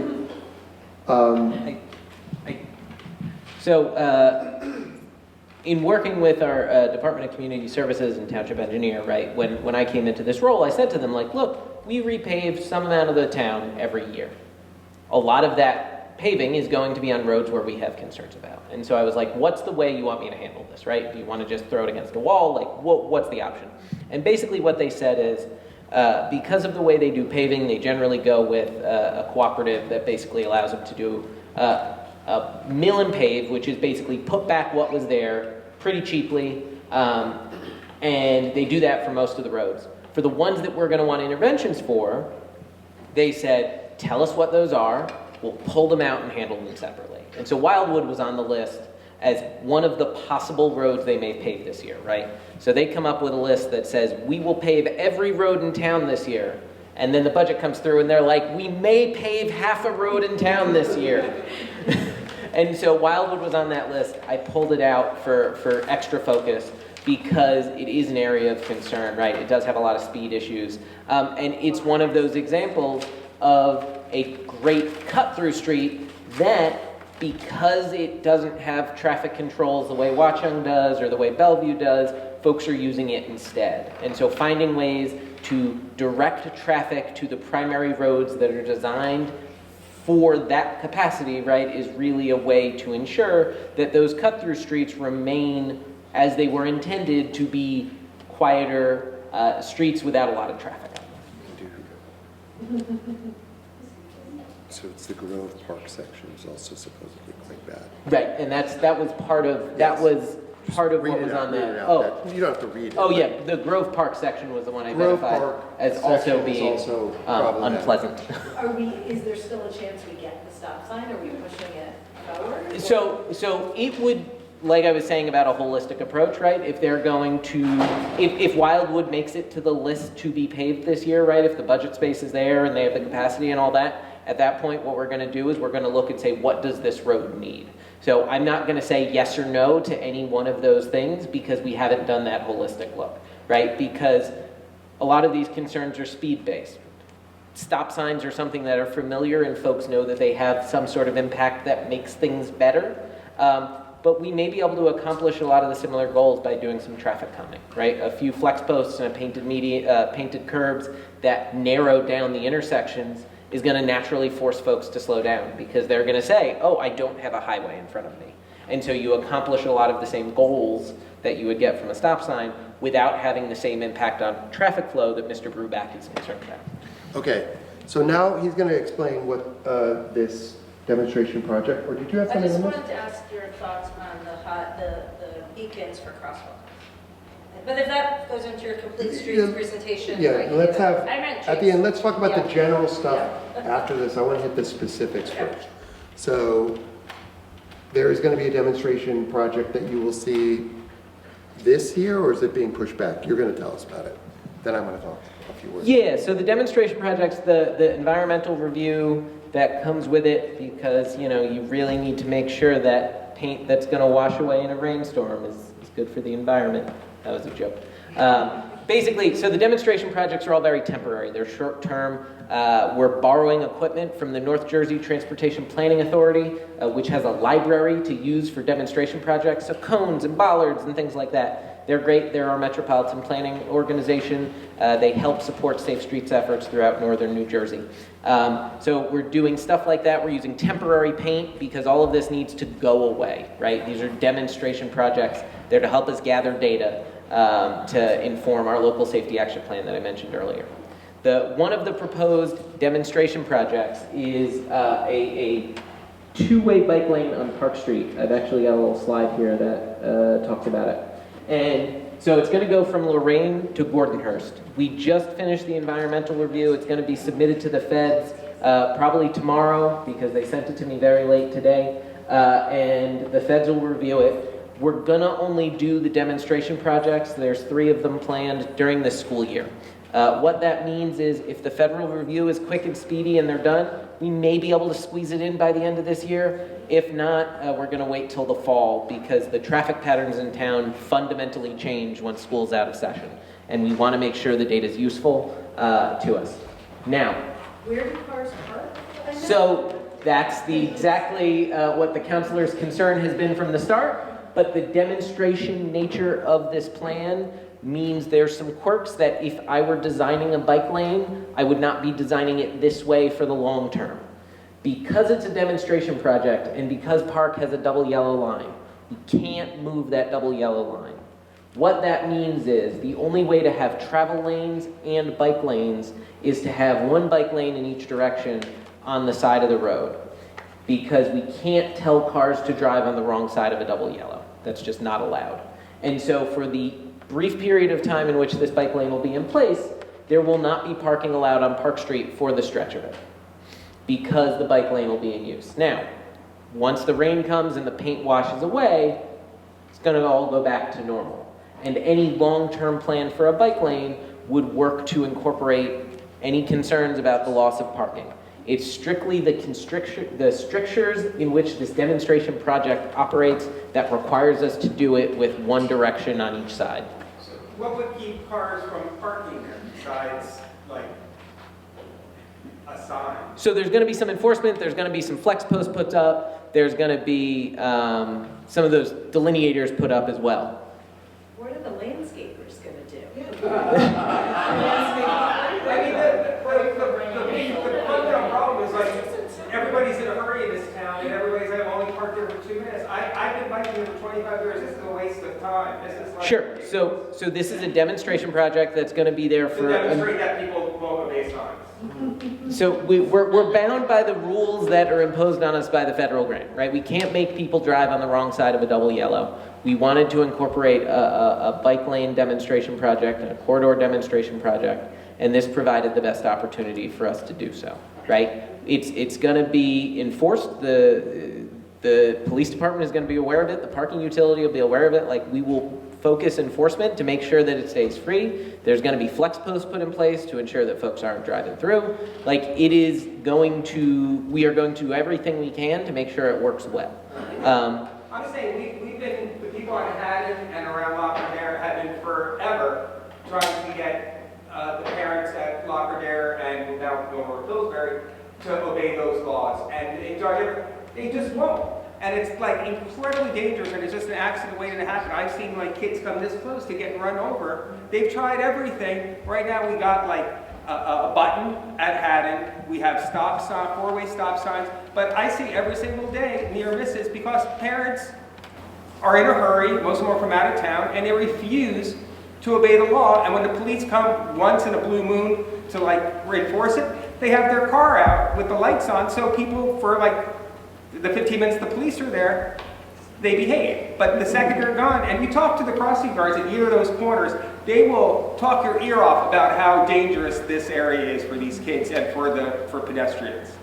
So to me, I mean, I appreciate you giving us demonstrations of what works and what doesn't work, but to me, like, the fundamental problem is like people just do not obey the law here. Understood. So it's like you could put signs up the wazoo. It doesn't matter. People are not obeying the law. We have to like think beyond signs. It's like, it's like, I don't know what to do. I don't know if you guys discussed what's going on around Lac-Radaire, but what we really need, it's like, I don't know why at this point it should be no standing. You have cars parked to every corner there, so you can't even pull out of Haddon without risking your life because you can't, the sight lines are being blocked by the cars that are parked illegally, and the parents are like, I'm only going to be here for 2 minutes, but that's when you're pulling out. So I don't know what to do. At this point, we've been complaining for 25 years. I don't know how many counselors have come and observed, but it's like, at this point now, it's like we've given up. Safety stick. Yeah, so a couple of things on the parking front. One, in doing some research on sightlines and stuff like that, I recently learned that the municipality actually itself doesn't have an ordinance regulating how far from an intersection you have to park. So there's state laws that say you have to be X feet from a stop sign, Y feet from a crosswalk, that sort of thing, however many feet from a fire hydrant. But the municipality itself doesn't have a law. And so there are intersections that don't have a crosswalk or don't have a stop sign where you can park right at the edge. That's not good, right? That's not something we want to continue, in my opinion, right? Speaking as the Complete Streets Director. And so I've put on the agenda for the May meeting us to discuss the adoption of a municipal ordinance that would regulate parking close to intersections, right? And so it would say that you can't park within 10, 15, whatever the feet is from an intersection, just period, around town, regardless of whether there's a crosswalk or a stop sign. Obviously, part of that comes from enforcement. Enforcement is effective when someone is there to enforce it, right? Sergeant Karen Dang and the Traffic Bureau do a ton of work, right? They are writing tickets all the time. It's not enough. And that's not a comment on them and their work, right? That's a comment on the lack of resources. He has, I think, 8 officers and we have 99 miles of road. Maybe it's 7? 6. Okay, so there you go. I'm giving him too many officers. So we have 6. He has 6 officers and we have 99 miles of road, right? You can't make that math work. The parking utility has a handful of officers and 99 miles of road. One of the things the council has considered is something called safety sticks. Safety sticks are automated enforcement for parking violations. So you place them in areas where you have concerns about parking, and they are able to automatically issue tickets where people are illegally parked, illegally stopping, illegally standing. And so that's a tool in the toolbox that allows for all the time enforcement of particular areas of concern without requiring one of the Traffic Bureau's officers to be sitting there, because there are a lot of other areas they need to be focusing on. And so, adding certain common sense regulations about how far you can park from the intersection, and then also adding automated enforcement or tools in the toolbox to help address some of those specific concerns. You wouldn't be having signs at the intersection, because if you just tell a handful of people you have to park 20 feet from the intersection, most people aren't going to actually get the memo on that. Yeah, no parking. Yeah, there are signs that say no parking. The signs are already there. It's just that people, they should be no standing.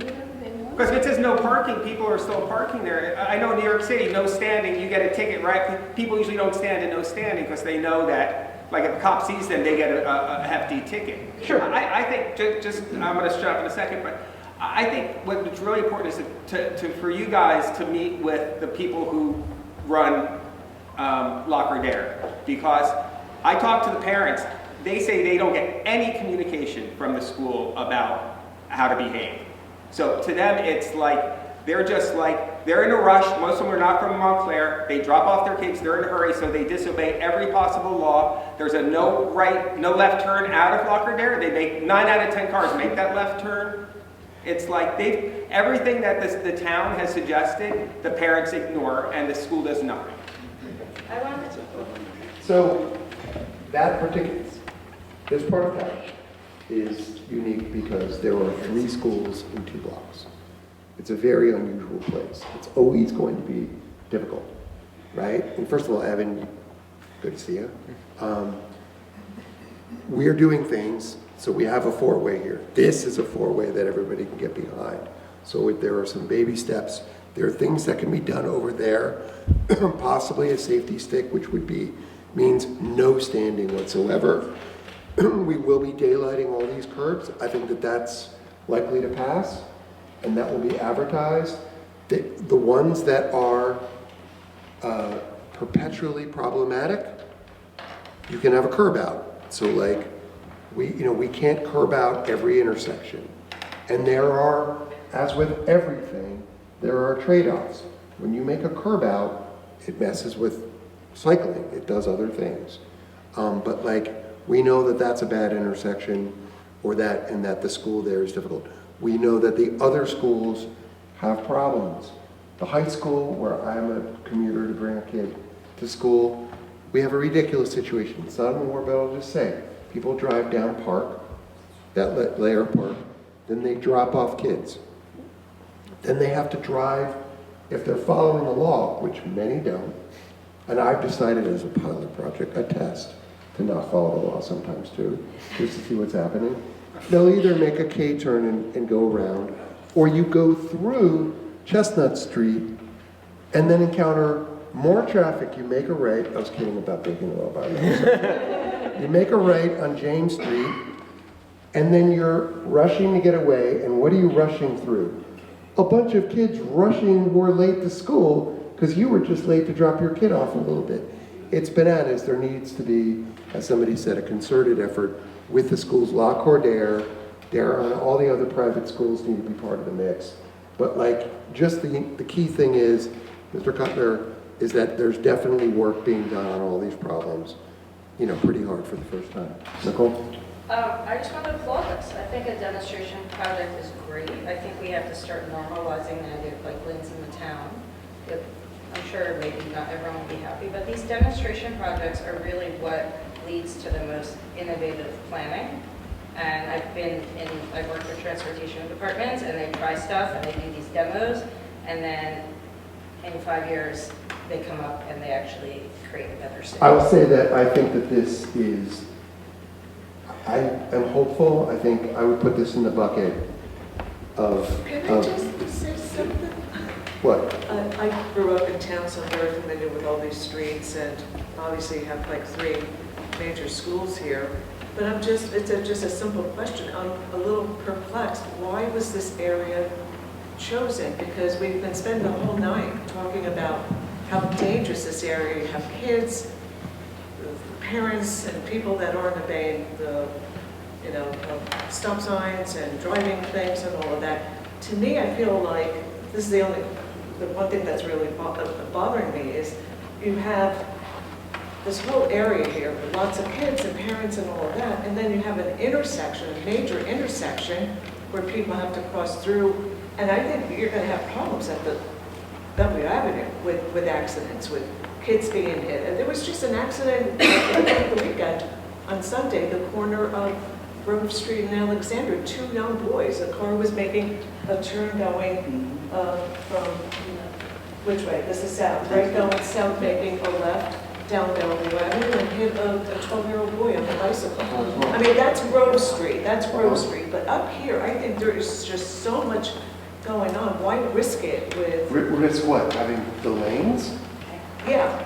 So, Because I just think it's gonna make driving, right, more difficult for people. They have to pay attention with bicycles, kids, school buses. But it would be, I mean, the one thing you could probably say with certainty, no, it's okay, is that where there is the bike lane and there will be bollards, it will be safer for the bicyclists in that one short thing. And I will just register my critique of this whole thing, which is that I think it will demonstrate that we're not ready, that we can't do a full bike lane sweep because it involves getting rid of all on-street parking.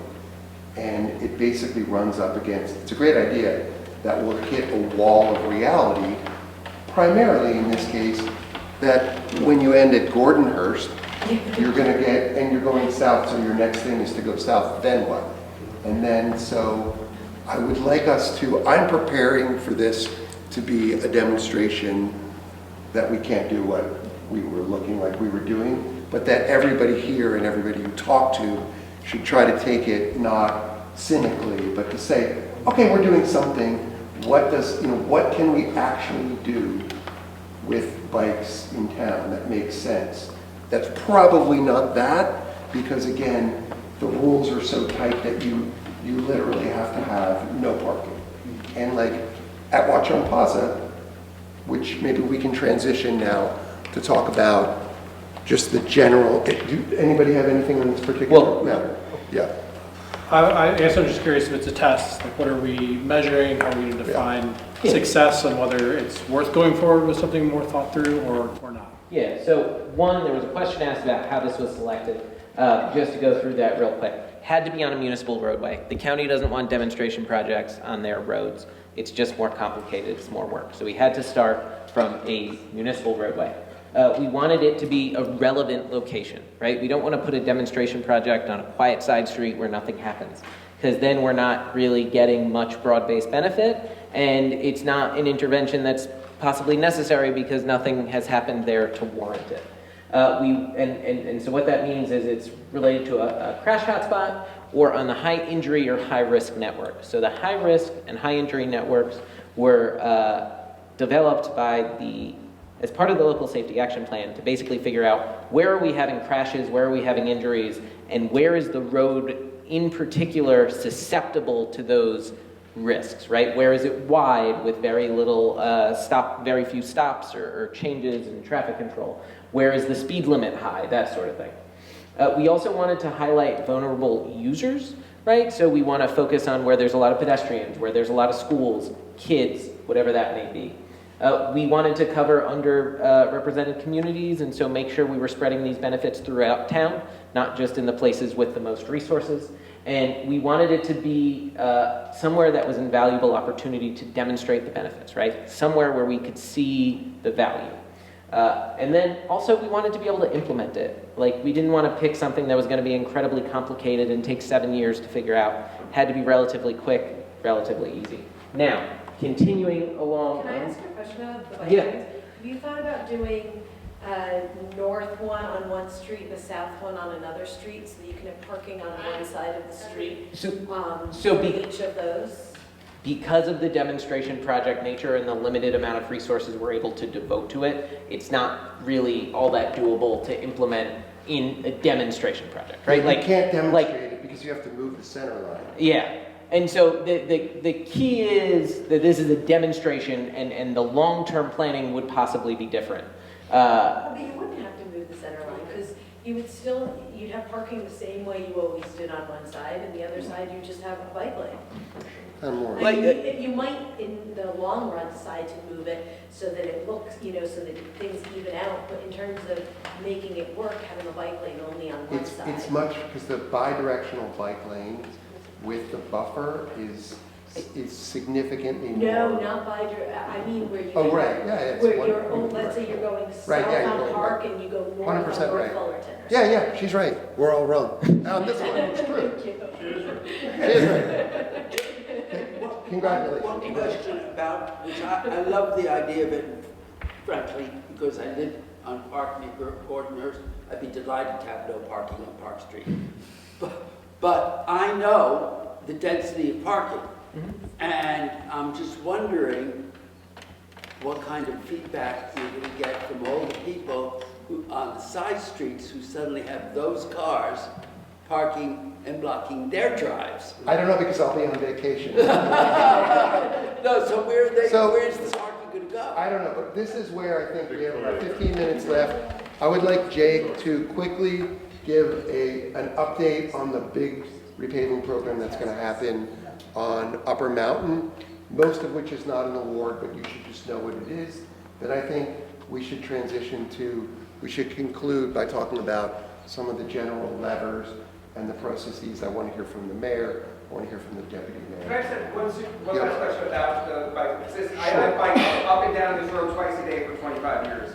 Every car going east-west, like say Wildwood, you're going from the A&P going to Grove Street. Every single car, they don't stop at the white line at the stop sign. All they're looking for is to get past that street. They're not looking at bicyclists, they're not looking at people on the sidewalk. All they're looking is at the car coming from the opposite direction.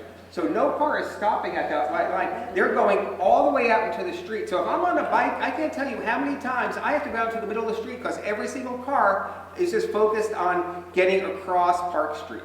So I don't understand how in the world this is going to work. We'll find out. No, that's a good thing. It's an experiment. Yeah. Experiments are good. I also know if I put my hand over a flame, I'm going to burn my hand. No, but the key is that people should just try to approach it in a hopeful way and encourage people to use it. We'll see what happens, but what you said is exactly right, that and that's where a lot of us have landed, that there are corridors that are north-south, and we'll take care of it. Now, I want to hear, sure. No parking on either side of the street, on Park Street, when you get not only the resident, the landscaper, the Amazon delivery person, the Uber person.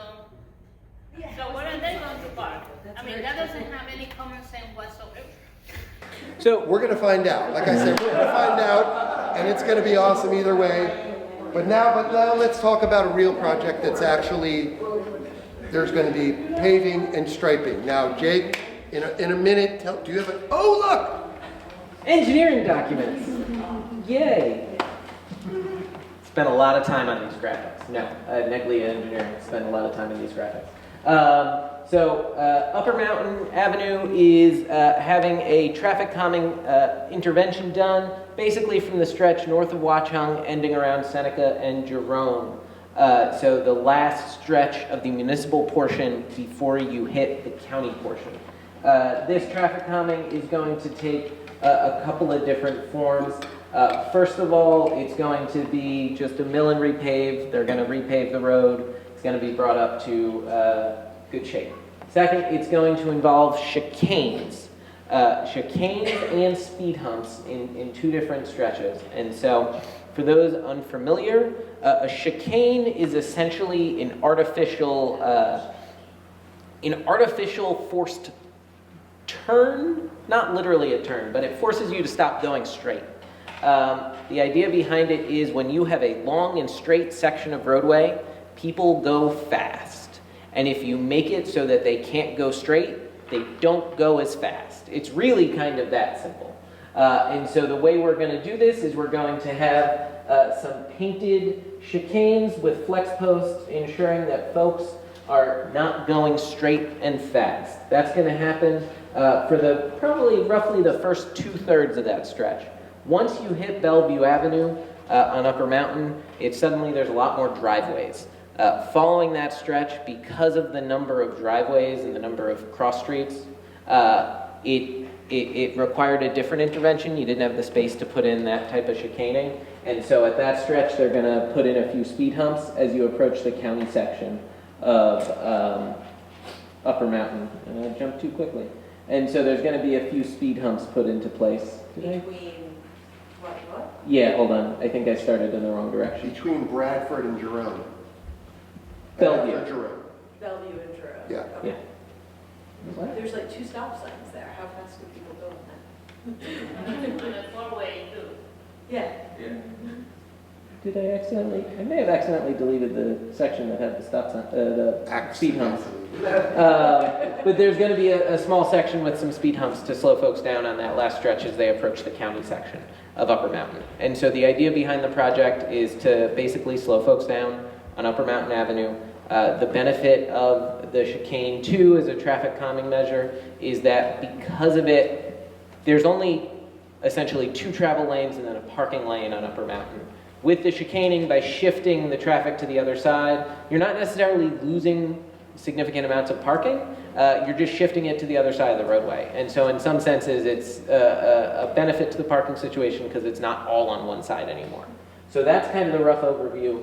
I'm happy to answer any questions. When is this starting? So the project is anticipated to start after the school year is done. We don't like doing paving work when school's in session. Yeah. Summer 2026. Because it's like a speed bump. You have a natural speed bump going from Park Street, going from Gordonhurst to Bradford. You go So I believe someone said that was related to PSE&G work. So the rules about how PSE&G repaves are specific to the amount of work they have done and the section of road that they have broken open, and it also relates to the paving schedule. So for those who don't know, the paving schedule in New Jersey is basically when school gets out to, like, if you're lucky, November, sometimes you can go into December. We can't pave over the winter because the pavement will not last if you do. The freeze-thaw cycle wreaks havoc on it. And so we've got a relatively limited window in time in which paving can be done. Add into that the specifics of the work that needs to be done. You will often have circumstances where PSE&G finishes up a project in, say, October. They're not able to get their paving contractor to come out until the next year. And so you have these kind of patches, this temporary paving that sits in place for a somewhat extended period of time. It's not been forgotten, it's not thrown by the wayside, it's just the complications of living in a place where it gets really cold means you can't pave all the time, right? Florida, throw down pavement whenever you want. New Jersey, we're not so lucky. So this is not an experiment, but it is a new approach to something. And it is not necessarily going to be universally popular. I mean, Frank, did you want to go ahead and try to make Jake cry and talk about this project? Yeah, I'll sum it up real quick. On the stretch between Watchung and Bellevue, you're going to lose 25% of parking. On the stretch from Bradford to 300 feet past Jerome to the north, the right of Jerome, you're going to lose all the parking. There'll be no parking. Oh, I'm sorry. You will lose. There's a little bit of parking.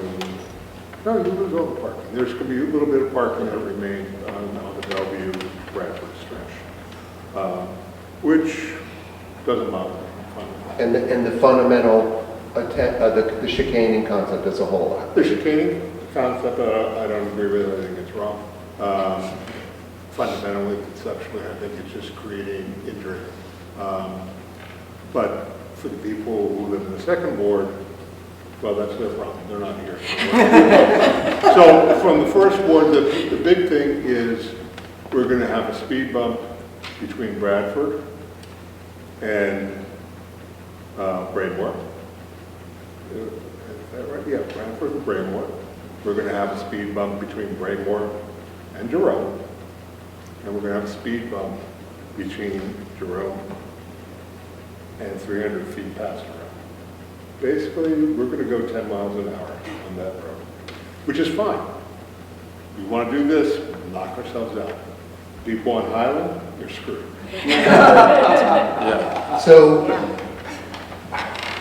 this is proved. So there's a lot of moving pieces, but the point is, the chicaning, this is a new thing.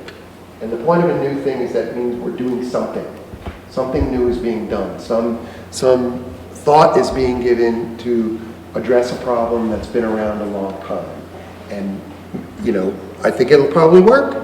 But even if it doesn't work, it's not just an experiment.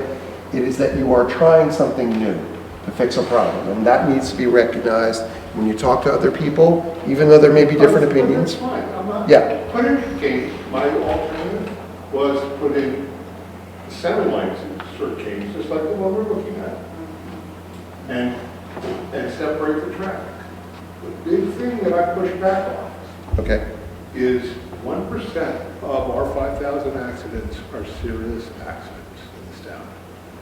Okay? You are going to have a concept where, as a general approach to complete streets, we are going to bring cars closer together, going in opposite directions at 25, 35, 40 miles an hour. You are going to have more conflicts. You have to. Statistically, it's impossible not to. Which means your vision zero is going to go out the window. It can't happen.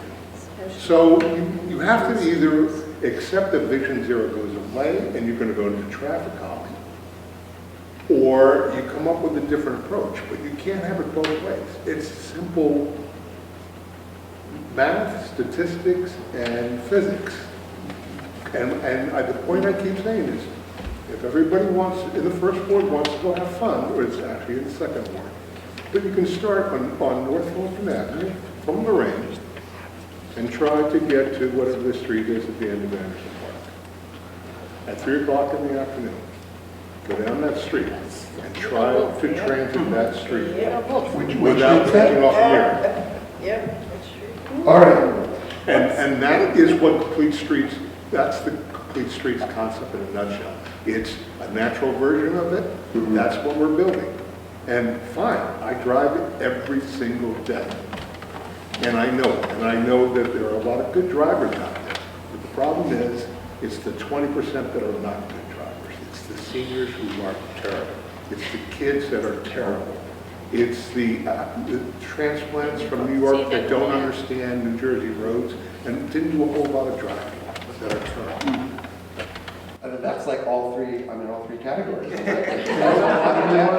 a senior who acts like a kid. But there are people here, locals, who know the roads very, very well. Okay. New Jersey needs So he's a common sense person. The key here is this. Everything here, we're going to have to end, is a trade-off. It's all about Okay, trade-offs. but here's my big All question. trade-offs. This was approved back in September. Yep. It's now the middle of April. This is the first time we're going to see it, and it's going to be implemented in 45 days. Well, I wanted it up. This might be And is public safety the trade-off? Is No, public this is safety the designed, trade-off? this is designed for safety. This was designed, this is the result of a complete streets approach. So the issue of a potential head-on is different. We're making trade-offs, but this is where it gets technical to the point that, you know, that we need to have But the sir, experts. in that stretch Yeah. of the chicaning and the speed bumps, there's only 2 places you can cross Upper Mountain Avenue. Only 2 places, unless you're jaywalking.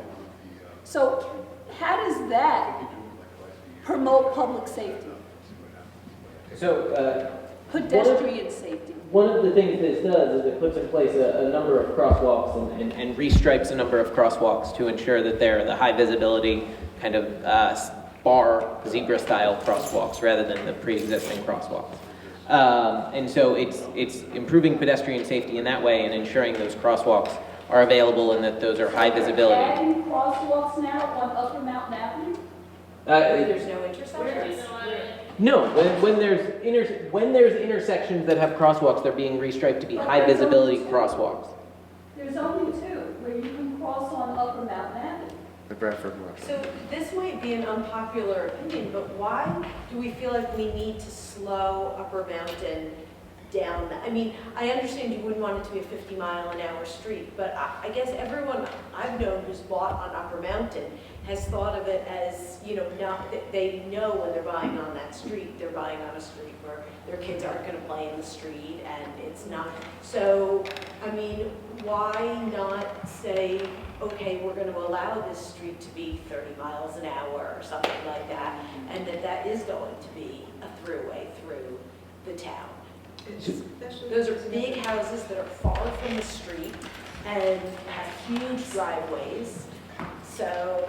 So, I mean, I've heard from folks who have the opposite opinion and do want it to be a street where their kids can feel comfortable playing in the front yard and not be concerned about a car coming into their yard. Though their yards are 150 feet Yes, like it's not a more complex answer. Yeah, once you get off, but I'm more thinking this stretch you're talking about, the Bradford to Watch Out. Sure. Stretch. I don't even drive on my, so it's not for me. I just think of it as, you know, more of a. We gotta bring it to a screeching halt in a second. Sure. Basically, the biggest contributor to fatal or serious injuries in any sort of traffic circumstance is speed. Speed is the problem, like bar none, right? It's what leads cars to go off the road. It's what leads crashes to become deaths and serious injuries. And so, frankly, I'm less worried about speed and the pace in which you're able to go through town than I am about making sure everyone can do it safely, right? That's my job. That's my goal. Montclair adopted Vision Zero, which is the idea that we eliminate serious and fatal injuries on Montclair streets. Slowing folks down is a vital part of that. Right? It's as simple as that. And an Upper Mountain is just as much a part of Montclair and just as much a road in town that we want to hold that standard on as anywhere else. All right, so we are going to wrap in a second with some words from some other people, but I wanted to talk about one other area, which is just the general issue of congestion. I don't think we need to have a big discussion about it. There feels like there's a lot of congestion, a lot of cars, and we're adding to that. And I would just say that I sit on the planning board with Ms. Wallace, who has just joined, and the mayor. And we are going through, what? Oh, and Siobhan! I did say that at the beginning of the night, when I mentioned, you know, you as an example of why we have to take this so seriously. So we have these land use boards. So basically, congestion is an issue that has to do with the built environment and building out in commercial use and all this kind of stuff. And what we've seen now recently is that a lot of people, whenever a building is going to change or be put up or something, that there's a lot of drama around this, especially at the planning board. And people are shocked to discover that the planning board does not really take into account off-site traffic. And so people go, what is it all really about? You know, why, when we have things like Uber Eats and all these kinds of things, how do we deal with that? And in the future, you know, what do we do? And the answer is, you really have to look down the road, and it has to do with fundamentally the zoning of the town. And right now, in the master plan. And right now, we are looking at the master plan on the planning board. Ultimately, the council decides the issues of zoning and the big issues of planning. So what you really need to do is think about where in town should have what types of activity, that especially that drive car traffic, and how we deal with that.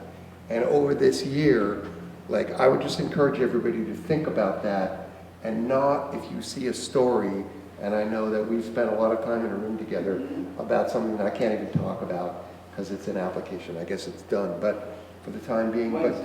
But it is one, you know, we spend a lot of time on a single building, and what we need to be doing is thinking about the holistic picture. And the holistic stuff, as you've seen tonight, is what it's all about, that Jake here has to do this incredible job where, with some new technology, which makes it easier to think about something that's going to change here, and you know, the butterfly flaps its wings and causes a storm on the other side of the world. So this work is very, very hard. We work through a lot of stuff. It is the second hardest job, I would say, almost in the town. Next to that of the mayor, I would like to come up here and say a couple of words about how she would like to see people be involved. And again, the mayor and the deputy mayor too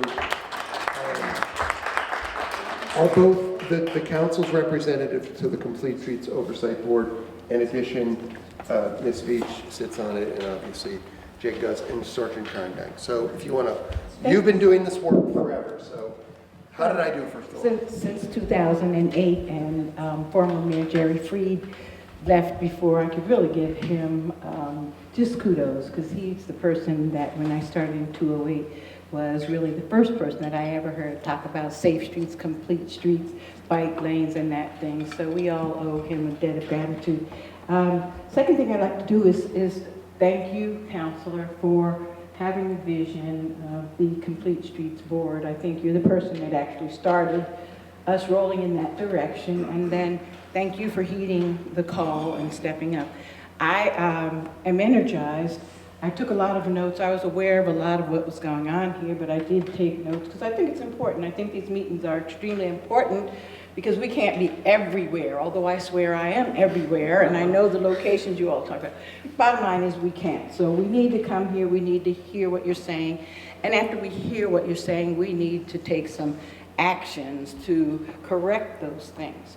So the one thing that I'm going to speak very quickly on, because I know the hour is late, is the 13.2 miles of county streets that we have within our 97.9 miles of roads. 13.2 are county roads. So my experiences have been extremely wonderful working with the county. The work that we've done in the township with the county, the procedure that we generally use is that the community will come to us meaning, you know, the council, then mayor, and now we have the Complete Streets director, and let us know what's going on, and we'll talk about those things. Now that we have the Complete Street Board, then all of the council members will make sure that the Complete Street Board get all of that information. And when we have that, we have someone that sits on the Complete Street Board from the county. And they listen to us. And I'm just going to tell you this example because it gave me hope. We had the first meeting, because I don't even think they made it to the second meeting. First meeting, and we talked about on Orange Road and Dodge Street, you know, the Glen Ridge residents were saying that they couldn't tell, you know, where to turn and do some different things. And then we also talked about the lack of signage that would identify the speed limit as you came from Dodge Street onto Orange Road and different things like that. And it wasn't Sanjeev on there, it might have been Andras Gomez. Those are the two people, Sanjeev and Andras Gomez, who are our Essex County representatives. And I meet with them, just so you all know, at least once a month, sometimes more, but a minimum of once a month. And they're very responsive. They write at 900 Bloomfield Avenue.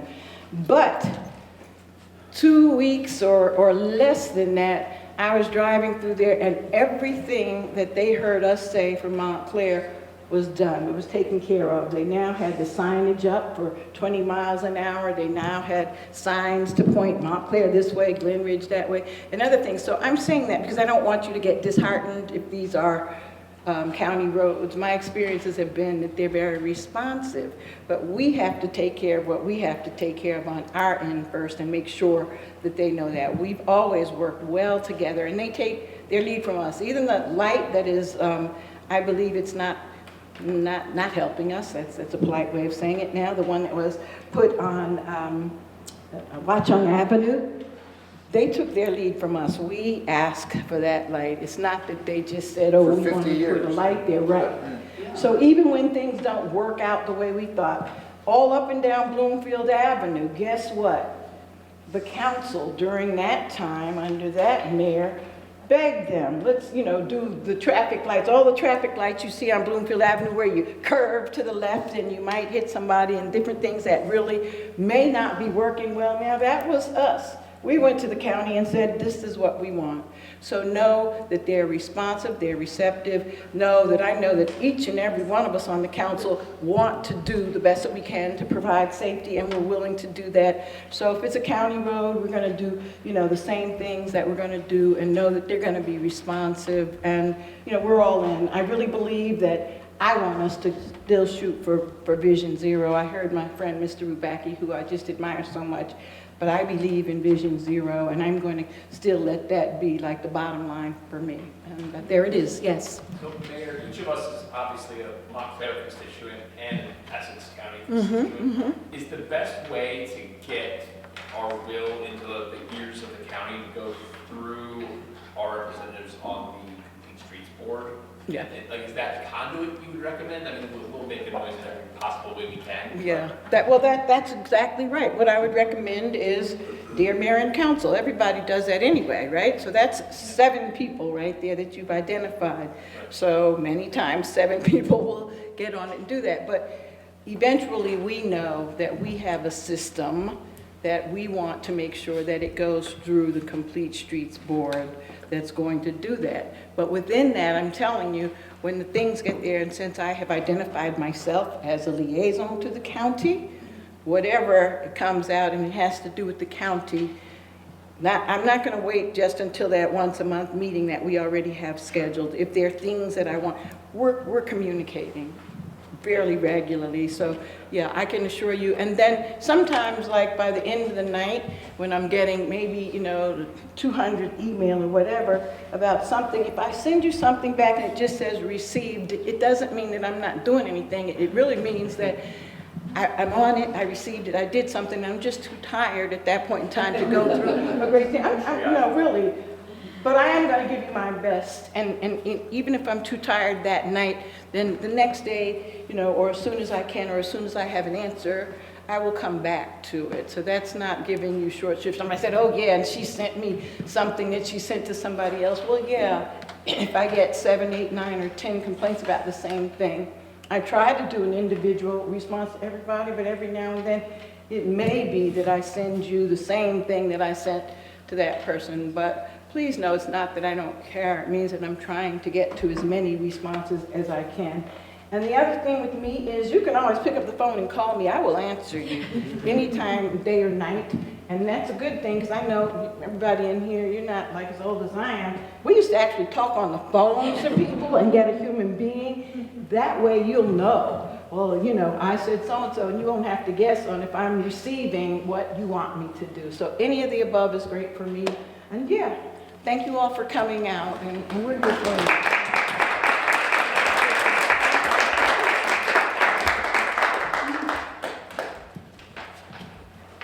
Deputy Mayor?